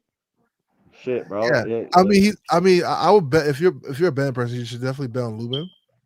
Like I said, Shakur is pretty good at calling Too fights. good of odds. Too good of odds. Yeah. So I would say if Shakur says he's winning, he might Matter of win. fact, I gotta go put some bets in right now. You know. So I'm gonna split jab. Thank you for having me, Cam. It's always a pleasure, Yeah, bro. sure, no Hacker. problem. I'm trying to freeze the cell No, real quick. Yeah, no so, doubt. so But Hacker, you guys, talking listen. about what Virgil? I hope Virgil wins in 8. Please stop Lubin in 8. I just don't see it, guys. I But mean, we'll Okay. meet here All right. again. What you say, brother? I created the spreadsheet. I put no evidence, baby. I put you on there. What you say, brother? Whose comment? All right, put Oh, me on that spreadsheet. Dragon shit, man. Dragon, he it's a little bit far up. That he got like it's a couple comments up. But Yeah, yeah, man, I'll take Hacker, Lubin. yeah, yeah, that one, yeah, that's the one. He said, "You no, okay, Hacker?" Hacker's response: "No, technically, I'm not okay. I'm Hacker. So here's the thing. O and K are letters, but knick-knack, paddywhack, tank." there you go, buddy. There you go. Jesus Christ on the cross. Oh man. So Hacker, man. What's up? Do you want Virgil and Boost next? If Virgil completes the task and beat Lubin clear Yeah, I tonight. mean that's good. I think that's a good fight. Okay. Yeah, Okay, for I think sure. that's a good fight. So, but what do you think about Virgil team? They keep that they're in these whole type of situations where they're talking like pretty much they able to do what they want to do. They're the Lots of hackers said they're Virgil, the right? A Hackers said Virgil. side, etc. and Yeah. everything. You feel me? So like, well, how do you feel about Xander?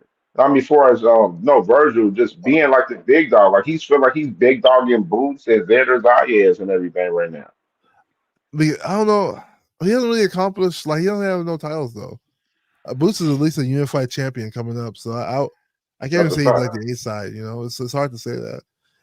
Maybe Virgil might be the more popular fighter. Yeah, Virgil's definitely the more popular fighter. Maybe he's the A side, How is but Virgil a popular fighter though? That's my he's more thing popular than though. Boots. Boots is popular in How Philly, is he more popular than Boots though, bro? bro. Are you I'm really? trying to Which understand one? Which that. one's Like more of a household name to you, Virgil or Boots? Be real for a second, Boots and don't just Ennis. think about being on Dean's channel. I mean reality. No. I believe it's Don't be Boots on- Ennis, honestly. Because I mean, look at it though, bro. Virgil don't be having no propaganda on his name. He don't be getting people talking about him on different platforms on a different basis. If we're That's talking fair. about But Vergil Ortiz, we're talking about Vergil Ortiz because of Boots Ennis. That's the the only only time I reason really why we're hear talking about Vergil about Ortiz. Boots, That's I the truth mean, to be told. the I mean now I hear about Boots more because of Crawford. So like the most I heard about Boots was when he sparred Canelo, I wouldn't even when he was linked to necessarily say Crawford. that. I'd say a lot of people being intrigued with So Boots. I became a fan of Boots because of his fighting style. You know what I'm saying? Like just pure off of his performances in the past. Like that's why I'm a fan of Boots Ennis. I'm yeah, not a fan of Boots because of his name is attached to Bud Crawford and shit like that. You know what I'm saying? We just being realistic with the situation with Virgil, we would not be talking about Virgil Ortiz if it's not the case because of Bruce Ennis. That's just the truth. yeah. So maybe now Boots might be a little more popular. It's hard to say really. Like I said, the reason why we talk about Boots is because who he's linked to, and now you're making the same case for Virgil. Okay, right now he's more linked to like Boots, but even before Boots, we were hearing about Virgil. At least I was. So like I said, it's hard to really say who's more popular. But So let them make this aircraft, fight. what you got? You said it's not 50-50. All right, child. Let's get closing arguments because I want to get ready to start watching this card so I can see what's happening. Cam, I mean no, Hacker, you go first because Lord help us. Hey man, hey, I actually just joined late, but salute to you, Jab Queen. Yes, you did, baby. Salute to you. For all the Devin haters, when this fight happens Stop on the it. 22nd, Don't do this. Don't do it. and hey, I told you the Halo is the army. We show up. Yeah, Child, When this show up fight tomorrow. happens on the Show up at 12 o'clock tomorrow on Kennedy Network tomorrow. I got something real special for you tomorrow. 22nd, I'll be there, Mm, brother. mm. I'll be there. Show up. Be there. All I'm gonna say to their I I want agree, all the aircraft. Haitians to I'm gonna be say there. this: don't nobody make no excuses. Remember, all these people were saying, "Oh, there's no way he can beat Brian Norman." This and that. Don't nobody make no excuses. Don't nobody be like, "Oh, he was tailor made," and none of that. I don't hear none of it. Just give the man his props. Come the 23rd. That's all I gotta say about that. Absolutely. Yeah. I'll keep that. I'll hold y'all to the fire about this too. Absolutely. Absolutely. We As ain't far going as nowhere. First of all, I yeah, never. Let me tell you something right now, a boxing hacker. Yes, I do have. what's up? I do What's up, have Kathleen? Brian Norman Jr. beating the eyebrows off Devin Haney's face, right? But I said Devin is Devin is definitely gonna make him earn it. So we're gonna for sure see. I don't see this elite footwork that y'all claim Devin have. I don't think he's the superior boxer that most of Okay. you seem that he is. But then when I say superior, how point me to some footage I can watch. Nobody has anything to say. Can I ask you a Was question, up Jeff? earlier on the ropes getting mollywopped upside his head. First thing he shouted out was Ryan. So I Hey, asked Jeff. you, Boxing Hacker, the same Yeah. question I asked Frequent Fire. Point me Yeah. to some film that I can go watch to see the superior footwork. Well, I think most of the fights there are pretty like dominant. The only time you ever see him not a dominant fight was against Ryan, really, right? The Lennar, he looked great against Lennar, even though people always talk about Lennar as like almost clipping him a bit. He won like every single round. I feel like majority of the fights he's winning like most of the rounds. My favorite fight for Devin was the Lomachenko fight because that one showed like there were two very highly skilled boxers in the ring. And the Regis one, I think, is the one you can look at. I think if you look at the Linares fight and the Regis one, those are two you can see like who Devin really is. Mm-hmm. So, As which far, fight was he not the taller, bigger man in? which fight was he not the taller, bigger man? I don't know these people's heights off my. Oh wait, that one guy they fought back in the day. I can't remember his That name. one guy? Yeah, That that one guy? there What? was What? what's his What? name? I don't remember his name. Oh. Yeah, it was one young guy he fought. That was taller. I had more reach than Devin. You know, Mm. but like What's the like name? you look at the majority of his fights, he doesn't lose, like Devin doesn't lose much rounds. You know, he don't lose. Well, the He don't reason lose I that much asked rounds in the ring. specifically that question is because he said he wouldn't have taken the fight unless he knew he could win, right? And we know that Yeah. Devin is used to fighting smaller guys that he has some sort of advantage over. So I was wondering which fight I could go to where Devin has the same dimensions, the same height, the same weight, roughly around the same height and weight as one of his opponents, and he displayed this elite boxing skills as well as this elite Well, footwork. how I need to I know, and I have think my Lamar pen and here. them are pretty similar in stature, right? Maybe not like, as far No. as size, but like reach and stuff. I think so. Mm-mm. I don't think Linares was a shorter fighter, right? Mm. So Linares, that fight was what, 5 years ago? Yeah, that was a while ago. But that was a really good fight. Mm. I feel like Devin really displayed a lot in that fight. I think you should go rewatch that.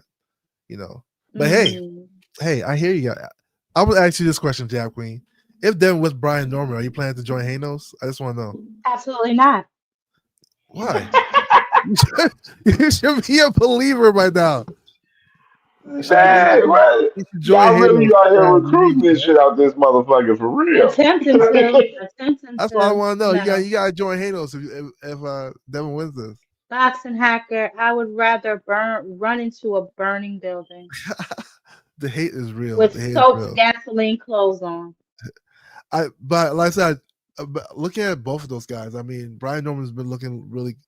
Well, I haven't seen him like spar or anything, so I don't know what they look like in like sparring. But as far as their little training He videos, looks slow to me, but nevertheless, I feel you. you think Devin looks slow or Brian Norman looks slow? Devin. You think Brian Yeah. Norman looks faster? Yes, I do, but that's just an opinion. Also, Yeah. Devin, I mean, he's admitted he's streaking himself down, and he's admitted that he only takes fights he can win. But y'all want me to be a part of a clan like that? Y'all Yeah, are but if he only takes fights he can Y'all are win, disgusting. he must believe he can win against Brian Norman, right? Man, that man, hey, that boy Brian coming out with that AR while Devin out there coming with that little ass 22, like oh boy Yeah, and you gotta be a Harlem trash Night. training. You gotta Stop pray. shooting that little shit. Me either, me either, baby. Falls apart. It ain't gonna happen, bro. No matter how much you pray. Okay, so Hacker, you came up here on and put it on the record. You said you going with Vergil, brother. Yeah. Who you got? You know I gotta be Norman. No, I Did she said come with this Vergil. We're fight? talking about the fight Virgil, tonight. come on tonight. Yes. Yeah, I got Virgil. I got Virgil by decision, man. At the max, if he stops Lubin, okay. But I'm still thinking Lubin has a chance to win this fight, man. Like that's why I said percentage wise, I'm 51% for Virgil, 49 for Lubin tonight. So I got this fight being very close tonight, and I think Virgil wins by decision tonight. Yeah. Especially if it goes to a close decision, it's definitely Virgil. You know what I'm saying? Golden boy. It's for Virgil to win and make sure he moves on to the next. The next move. You know what I mean? So for sure. So we just gotta read the room with that situation for sure. Hey man, look, Shakur said like I said, Shakur said he got Lubin, and Shakur is really good at calling fights, especially because he knows these guys. So Shakur, he's called the fights tonight. Yeah, he said he got Lubin. He said he got Oh, Lubin. He's not calling fights. He's just saying he made a fight. Come on, Shakur. Oh, yeah. Shakur's the same guy that said that. He's the only guy that I know. What he the same guy that said Fury was the best heavyweight of all time? No, he said Fury could beat Ali. Oh yeah, he said Fury can beat Ali, and then Fury his argument made sense though. People act like his argument didn't make sense. I'm like, if you look at Fury, the argument didn't make no sense. Hacker, it didn't make no sense, dog. Yo, Fury looks like a fighter. It's disrespectful, to be honest. It's really disrespectful for him to even say that. You guys say it because you guys worship the past. To But mention Fury name with Ali is like really disrespectful. Like it's here, real out disrespectful. listen. Check this out. You guys Just like worship. that same shit. Like he said that Sugar Ray Robinson wasn't good. Well, he made good points because people always talk about Sugar Ray Robinson. People ain't even seen his fight before. People they be like Sugar Ray Robinson the greatest ever, and never seen one fight full from start to finish of Sugar Ray Robinson, but he's the greatest ever, you know. And the reason why I said that Tyson Fury can beat Ali is because of Tyson Fury's dimensions. Tyson Fury is like 6'9", like they boxes. He could even be Usyk is a smaller man than fucking Ali, bro. And Usyk put pause on Fury both fights. Usyk's a demon. That Usyk's different. And Ali's a bigger guy that bro. Like that's good. I don't even like talking fantasy fights like that for real. Because we just know I Ali understand the will beat the argument. shit out of Usyk, out of fucking Fury. Let's put that in context. Ali, Fury, Ali belt the ass. Ali Usyk. You think Ali will beat the shit out of Usyk? Ali putting belt the ass to Fury. I don't. Yeah, but his argument made sense. Fury was taller, way taller. Man, Fury's like a cheat code character in a some fucking lucky boxing video picking game. shit, man. Like, if you ever have a cheat code character, that would be Fury. Too goddamn tall and boxes like a small guy. You know. Child. So yeah, that's. Thank you for that illuminating information.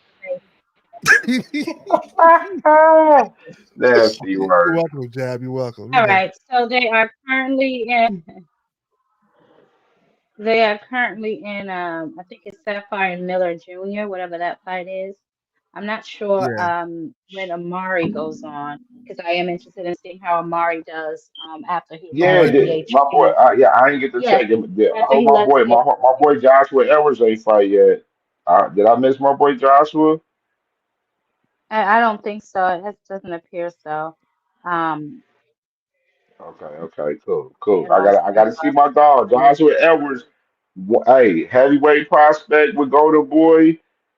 A guy that's definitely a guy to look out for in the heavyweight division for the Americans. I mean, Joshua Edwards, a name for everybody to remember and take notice in. I mean, he's one of them guys. I like Joshua Edwards. He ain't on no Jared. I love my guy Jared Anderson. I hope Jared Anderson get his shit right and get back active. But Joshua Edwards is not on Jared Anderson timing. Like he's trying to move in the sport, get money, win titles, and be one of them guys. So, you know what I'm saying? Like definitely Joshua Edwards, tune in to him. Amari Jones used to be on DHP, right? And then he switched out. I just said that. I just said let's see how he do after he left DHP and went to Golden Boy. We're gonna see. This is his first fight with Golden Boy, so we're gonna see how he does. I like Amari Jones. I like him. I like Amari too. So we'll see. I definitely want to see him rock out tonight. For sure. What weight class is he in right now? Amari Jones, if I'm not mistaken, is in what, 135, 140? Okay. Yeah. Yep. Yeah, he's good. Yep. He don't want to see Scooter. Yeah. Scooter is going to be on the 22nd as well, guys. So man, salute to Turkey, man, making this fire card, bro. This guy's disgusting. Boxing hacker. The 22nd. What card? Dragon Ball Turkey. Oh, you talking about? Okay, that card. Yeah. The guy who made the two biggest cards this year. So the Dragon Ball Turkey. Oh, I'm sorry. Amari is a heavyweight. What was the other biggest card? Amari fights at 160. What was the other biggest card? Canelo versus Bud. Man, boy, you got your knee pads off. Hager, you're right. You got your knee pads off. Hey, hold up. Did y'all remember when y'all said that? Let me not say it because it's still too soon. I'll wait till later. What? I was gonna say, y'all remember when y'all were saying, "Oh man, Jake Paul's gonna have the biggest card this year." Blah blah blah. I never said that. When did you hear me say that? When did you hear me say that? I feel like that was the consensus. So maybe you weren't part of the consensus. I wasn't a part of that conversation. Oh, you weren't part of that, Cam? No, I wasn't. Okay. There you go, coming up here accusing people. accusing Hey, people Yeah, of things for that those, they you ain't for talking even those you who talking work to doing. on two it, you talking to two people we talked about the fight when they got announced with those particular two guys that you just mentioned, and we left that shit alone. Yeah, he's a That's middleweight. like real. Like we talked nobody wants. about it I don't It's know in why nobody general guys as wants have far to as talk this like about fight. it shit, now. recent timing with certain shit. You feel me? But like we Huh. wasn't you ain't never hear on my channel or Jack Queen channel where we was sitting here like breaking down Tank and Jake and shit like in depth and shit, how we breaking down Lubin and Ortiz and shit. Like That is you true. ain't get I no give you that. breakdown like that from us. That is true. You are right about that. I don't remember anybody Middleweight. breaking Yeah, I out. just had to check that. He's a middleweight. Yeah. Like I know that's where Yeah. a Breaking pure what fact. boxing like that? No, what he said is true. I do want to see what happens with the brother Scooter, man. Scooter is good from the Headbangers. Oh yeah, my Yeah. boy Scooter, man, he working, man. He got top rank. He with top rank right now. He got to deal with them, Oh, you and you know know what I'm what, saying. He Boxing Hacker, put in. aren't you in that Somebody told me he area? fights You're on in the Lamont area? Peterson. Huh? Hold on, you in that area, right? The DMV Yeah, yeah, area? yeah. Okay, I was sent a promotional video. Well, just a reminder of some of the fights that will be taking place in that area. Maybe you can take your raggedy ass on down there, Boxing Yeah, Hacker, let me know. and check out some of the fights. So hold on a second. I have it here. What the hell did I do with the damn clip? Lord have mercy. Continue talking. Oh, here it go right here. Attention fight fans in the DMV. It's live, it's local, it's boxing. Jetter Promotions, RDR Promotions, in association with Maryland Live Hotel and Casino in Hanover, Maryland, presents a night of championship boxing, Saturday, November the 22nd, featuring some of your favorite DMV boxers.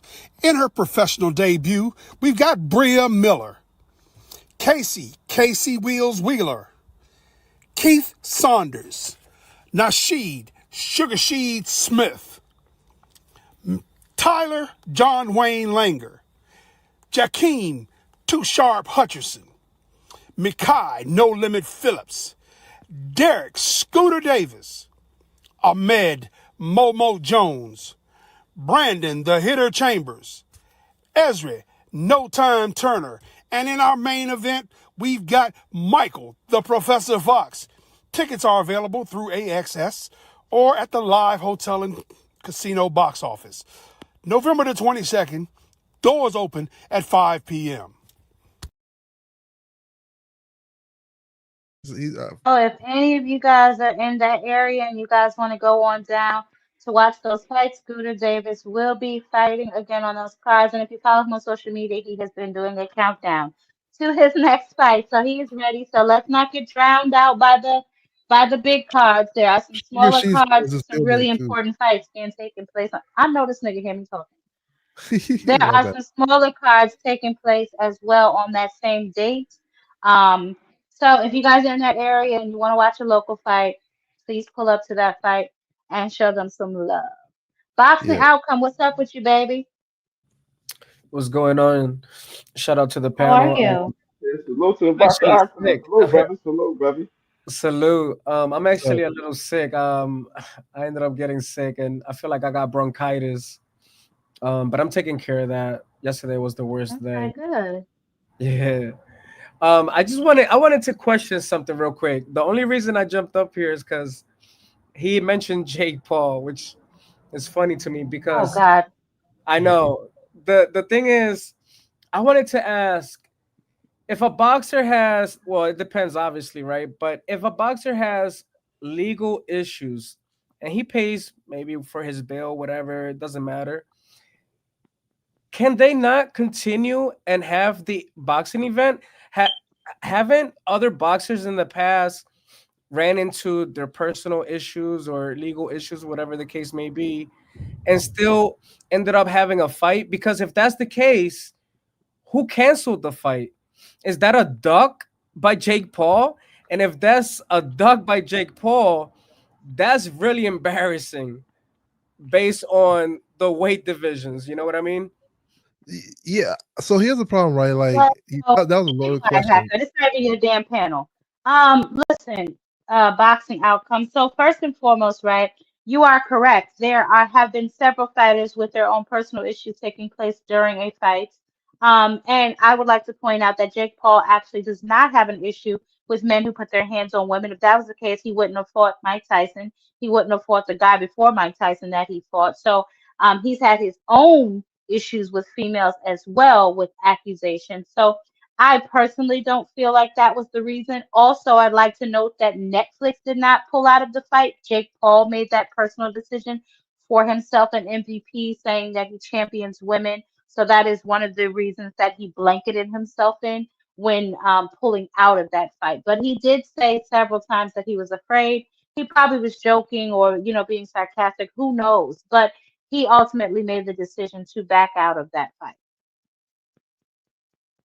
Yeah, facts. I'm just putting that out there since But we're creating content and everything, because it's just, that I don't like the guy. You know what I'm saying? Every time they try to bring his name up, it's just, I mean, I understand that he's doing a good thing for women, and that's a good thing. Just do that. You know what I'm saying? You're already in the business lane. You know what you're doing. You're affiliated. You got people, running the promotion company the right way, and you put in, much respect to the fact that he's putting women, in boxing and making a lot of these events happen. So, other than that, though, as a professional boxer, I don't want to see him. So here's the thing, though. I want to add to that real quick. So, I like, agree. case that comes to I mind agree is like 100%. my bad, is the Rolly Romero and Tank when they were supposed to fight the first time, right? Rolly got pulled because some lady came out and said that he sexually assaulted her, right? And there was no like proof of anything. It was an accusation just like this. And they pulled I think it was Showtime and PBC. They pulled the fight because they felt like it affected their branding. Now, of course, the case ended up getting dropped or disappearing or whatever, and they ended up, like a fight or two later, actually making the fight. And so it's the same situation here where it's like your brands are affected, right? It's an active investigation. It's not like it's an investigation that is already closed, like moving forward type thing. It's very much active, So, But the brand that you're talking about, MVP, that's on the I other don't know. side. It's probably Netflix as well, though. So, like, It we was can't just. not Netflix, and that's the point that I was about to make, Boxing Hacker. It was not Where did you Netflix. get that And from? on this particular, excuse me? Where did you hear it wasn't Netflix from? From Jake Paul's page, his MVP statement said nothing about Netflix. It was about him and MVP because his company champions women. That's exactly what he said in his mission statement, or exactly what he said in the press release that he put out. More importantly, to your point, PBC Yeah. pulled that fight. Tank and and Rolly are both PBC fighters, so that was a decision that they made. Who the hell knows? Rolly probably pulled out his damn self to settle that information. It wasn't a choice that Tank made. But It was here's a the choice problem with of that. the promotional company itself. So here's the problem with that, right? The problem is that they had a contract with Netflix. So Jake Paul just magically can't change the plan up just like that. Like Netflix will have to be on board. Apparently, he can. No, they'll not legally. You can't, right? Netflix will have so in any way, shape, or fashion. Netflix is on board with Jake Paul making that decision, whether it was their decision at first or it was Jake Paul's decision at first. They're on board. They're both on What board I'm together. telling you is, Boxing Hacker, the reason that he used to cancel that fight is a weak one because he just fought Mike Tyson, and Mike Tyson had similar, if not worse, charges against him. He fought another nigga who was that, the MMA guy or the other YouTube guy who also had those very same charges. So my point is, Jake Paul is full of shit when But he said that. Jake Paul here's the, himself had those very same charges in 2021. So Jake Paul is full of shit and when he here's the said that. problem. And here's still the problem. You're talking about allegations that happened years ago versus an active investigation, active allegation, one that just happened. So when it just What the happens, hell that means difference? He just so had here's the another difference. Here's the situation difference. sitting on the press conference. He just said any man who puts his hand on women, any man who puts their hand on women is disgusting. He had the same issue with Jake Paul, with Mike Tyson. He has the same issue with his damn self. He mentioned it during their first press conference. This wasn't the first time. You acting like he just heard about this shit. He didn't and just hear about this during and that time. This was a case that was so active while at the press conference. Here, and who do you blame for that? That's Tank's side right there. Because at the end of the day, What does that have to do with the question that Boxing Outcome asked? What does that have to do with the question he asked? Yeah, he said that is Jake Paul ducking him? No, Tank gave. Guess what? If this allegation never happened, the fight has to continue. You know that. So who created the? We don't know that. No, but created the leeway for the fight to get canceled? You're asking a question. Yeah, but right now you're asking who made the issue happen, right? But in reality, the real question. But the real question is, why is the fight not happening? The same reason the Rolly fight didn't happen against Tank. It don't matter, but we're not. That's the past. It's the same exact reason. But it There's don't no matter. difference here. It don't matter. You're not going to get anywhere talking to this guy. You can just forget it. And by the way, I asked for your closing statement 20 minutes ago. So wait, let me ask you something. What's actually the difference, right? In fact, this even worse for Jake Paul because Jake Paul manages women, like he champions women, right? So technically speaking, now he do in 2025, yeah. It's actually worse for Jake Paul to have it continue, right? Because women are gonna like some. Even I heard some women were even complaining, you know. So like, wasn't no fucking woman complaining. I don't want to hear that. If everybody on their moral high horse, they wouldn't be working with Jake Paul. I don't want to hear that. I just want to say that I don't want to hear that. Nobody's calling Rolly a duck because he got pulled out the fight against. Okay. I just want to say when you're the nobody said that. When you're the entertainer, the show must go on. So nobody called Tank a duck when Rolly got pulled. Do you remember that? Nobody called Tank a duck for that. Because everybody understood that Rolly had active investigation. PBC decided to protect their brand. That's what happened. All right. If you want, I would like to know where he got that from, Dez 215, because I don't see that anywhere. So I would like to know where he got that from. Unless he just read that somewhere that some trash ass reporter reported on the internet. I would like to know where he got that information from. If you got the link, you could drop it. Unless boxing outcome, unless you're willing to say that Tank ducked Rolly the first time when the fight got pulled. Are you willing to say that? We're not even having the same conversation. It's the same situation. If you want to do that, thanks for stopping by, Hacker. Thanks for stopping by, Hacker. Anyway, what's up, Rich? Because I'm taking final predictions. I'm about to go watch this fight. What's up, Rich? Who you picking for tonight's fight? Oh, I got I don't know. That's 50-50 for me. It depends. I gotta see how man, it's 50-50 for me though. I think Vergil he will have some problems if Erickson Lubin go out to use his boxing ability against him. You know what I'm saying? But I also think that Vergil is more fresher, so he could end up stopping him later on in the fight. That's what I think. All right, Rich. Box outcome. Who you got? I got Lubin by knockout. I'll say. Oh my goodness. By the 9th round. Okay. Let's see. Boxing outcome says who? Outcome. You said Vergil or Lubin? No, Lubin by knockout in the 9th round. KO, 9th round. God damn. Okay. I got you, babe. Boxing Hacker, I got you already. You said Vergil. You're not picking no type of way. You just got Vergil. Okay. I don't know. Tommy, baby. I'm sorry. I don't know. Okay. And Cam, you put your shit on the record. All right, y'all. Closing arguments. Hacker, we don't know. Make it quick. Hacker. Oh, my bad. I was on mute. I didn't even notice that. That's I already gave my closing argument. That's nothing but the Lord. Yeah, just to finish up what we were saying about saying earlier. Oh my God. I'm gonna talk to you guys later. I'll be on YouTube. Thank you, Boxing Outcome, baby. I'm not running. It's just you're bringing stuff from the past. It's irrelevant right now. It's not relevant because you need an example of why things happen. Yeah, but you know what? Politics is crazy, bro. The fight can't stop. It's not because Jake Paul is scared of Tank. The fight can't stop. All right, baby. Thanks for stopping by. With that, I'm out, y'all. Hacker. All right, thank you. Look at God. Thank you so much, Hacker, for stopping by. Amen. Always very colorful every time you're on the panel.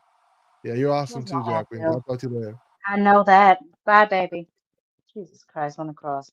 Rich, baby, you came late. We're doing closing statements. I'm getting ready to go watch these fights.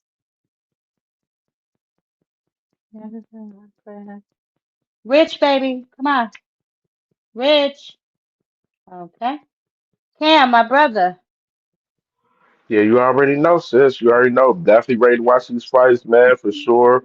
Ready to watch my dog Joshua Edwards get it in. And look at the look at the young boy Amari Jones for sure too, man. And definitely ready to watch the whole situation with Virgil and Lupin tonight, man. So you already know. Everybody make sure y'all tap in with these fights tonight. Enjoy these fights tonight. Enjoy your Saturday night. We Mm-hmm. will be live tomorrow, 12 p.m. Eastern time in the afternoon. Got my brother in the building. One of my good brothers, man. Special guest tomorrow for sure. So Okay, we're gonna be cooking okay. up. We're gonna be cooking up a little bit, man. We're gonna be talking Haney and Norman for sure, and we're gonna be recapping these fights from the night for sure. So definitely tap in on KMJ Network tomorrow at 12 p.m. in the afternoon Eastern time for sure, and we lit. Oh, perfect. All right, yo. 12 p.m. Right? You said Absolutely. 12? Yep, and we will be Okay, live brother, and I Wednesday. got you. And just to let people, we'll be live Wednesday. You already know we always live every Wednesday for sure. And I got another special guest Wednesday, so I'm real excited. I can't speak about that one either, but Oh, you very better special guest stop. next Wednesday Okay. for sure. So we working, we Okay. working, we working over here. We working. We working. That's it. That's it. Working, working. Yes, sir. Okay, brother. I will Absolutely. not All right, no, I you, see you later, you know. sis. Yep, call me when the card over. You already know. Thanks. All right. Well, y'all, it has been another illuminating evening. First, we had frequent flyer up here with that raggedy ass drone. Then he sent his backup in with hacker. Lord forgive us. But we was able to get through the show. I got everybody who wanted to put their prediction on the record. So we will see who the winner is. I said personally, I have Virgil winning, but I do have Lubin making it a dog fight.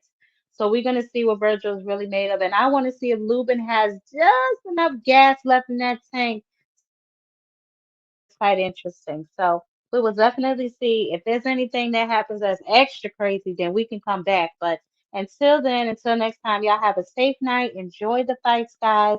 And I will be with y'all throughout the whole thing. I will post the winner on my community page and we'll go from there.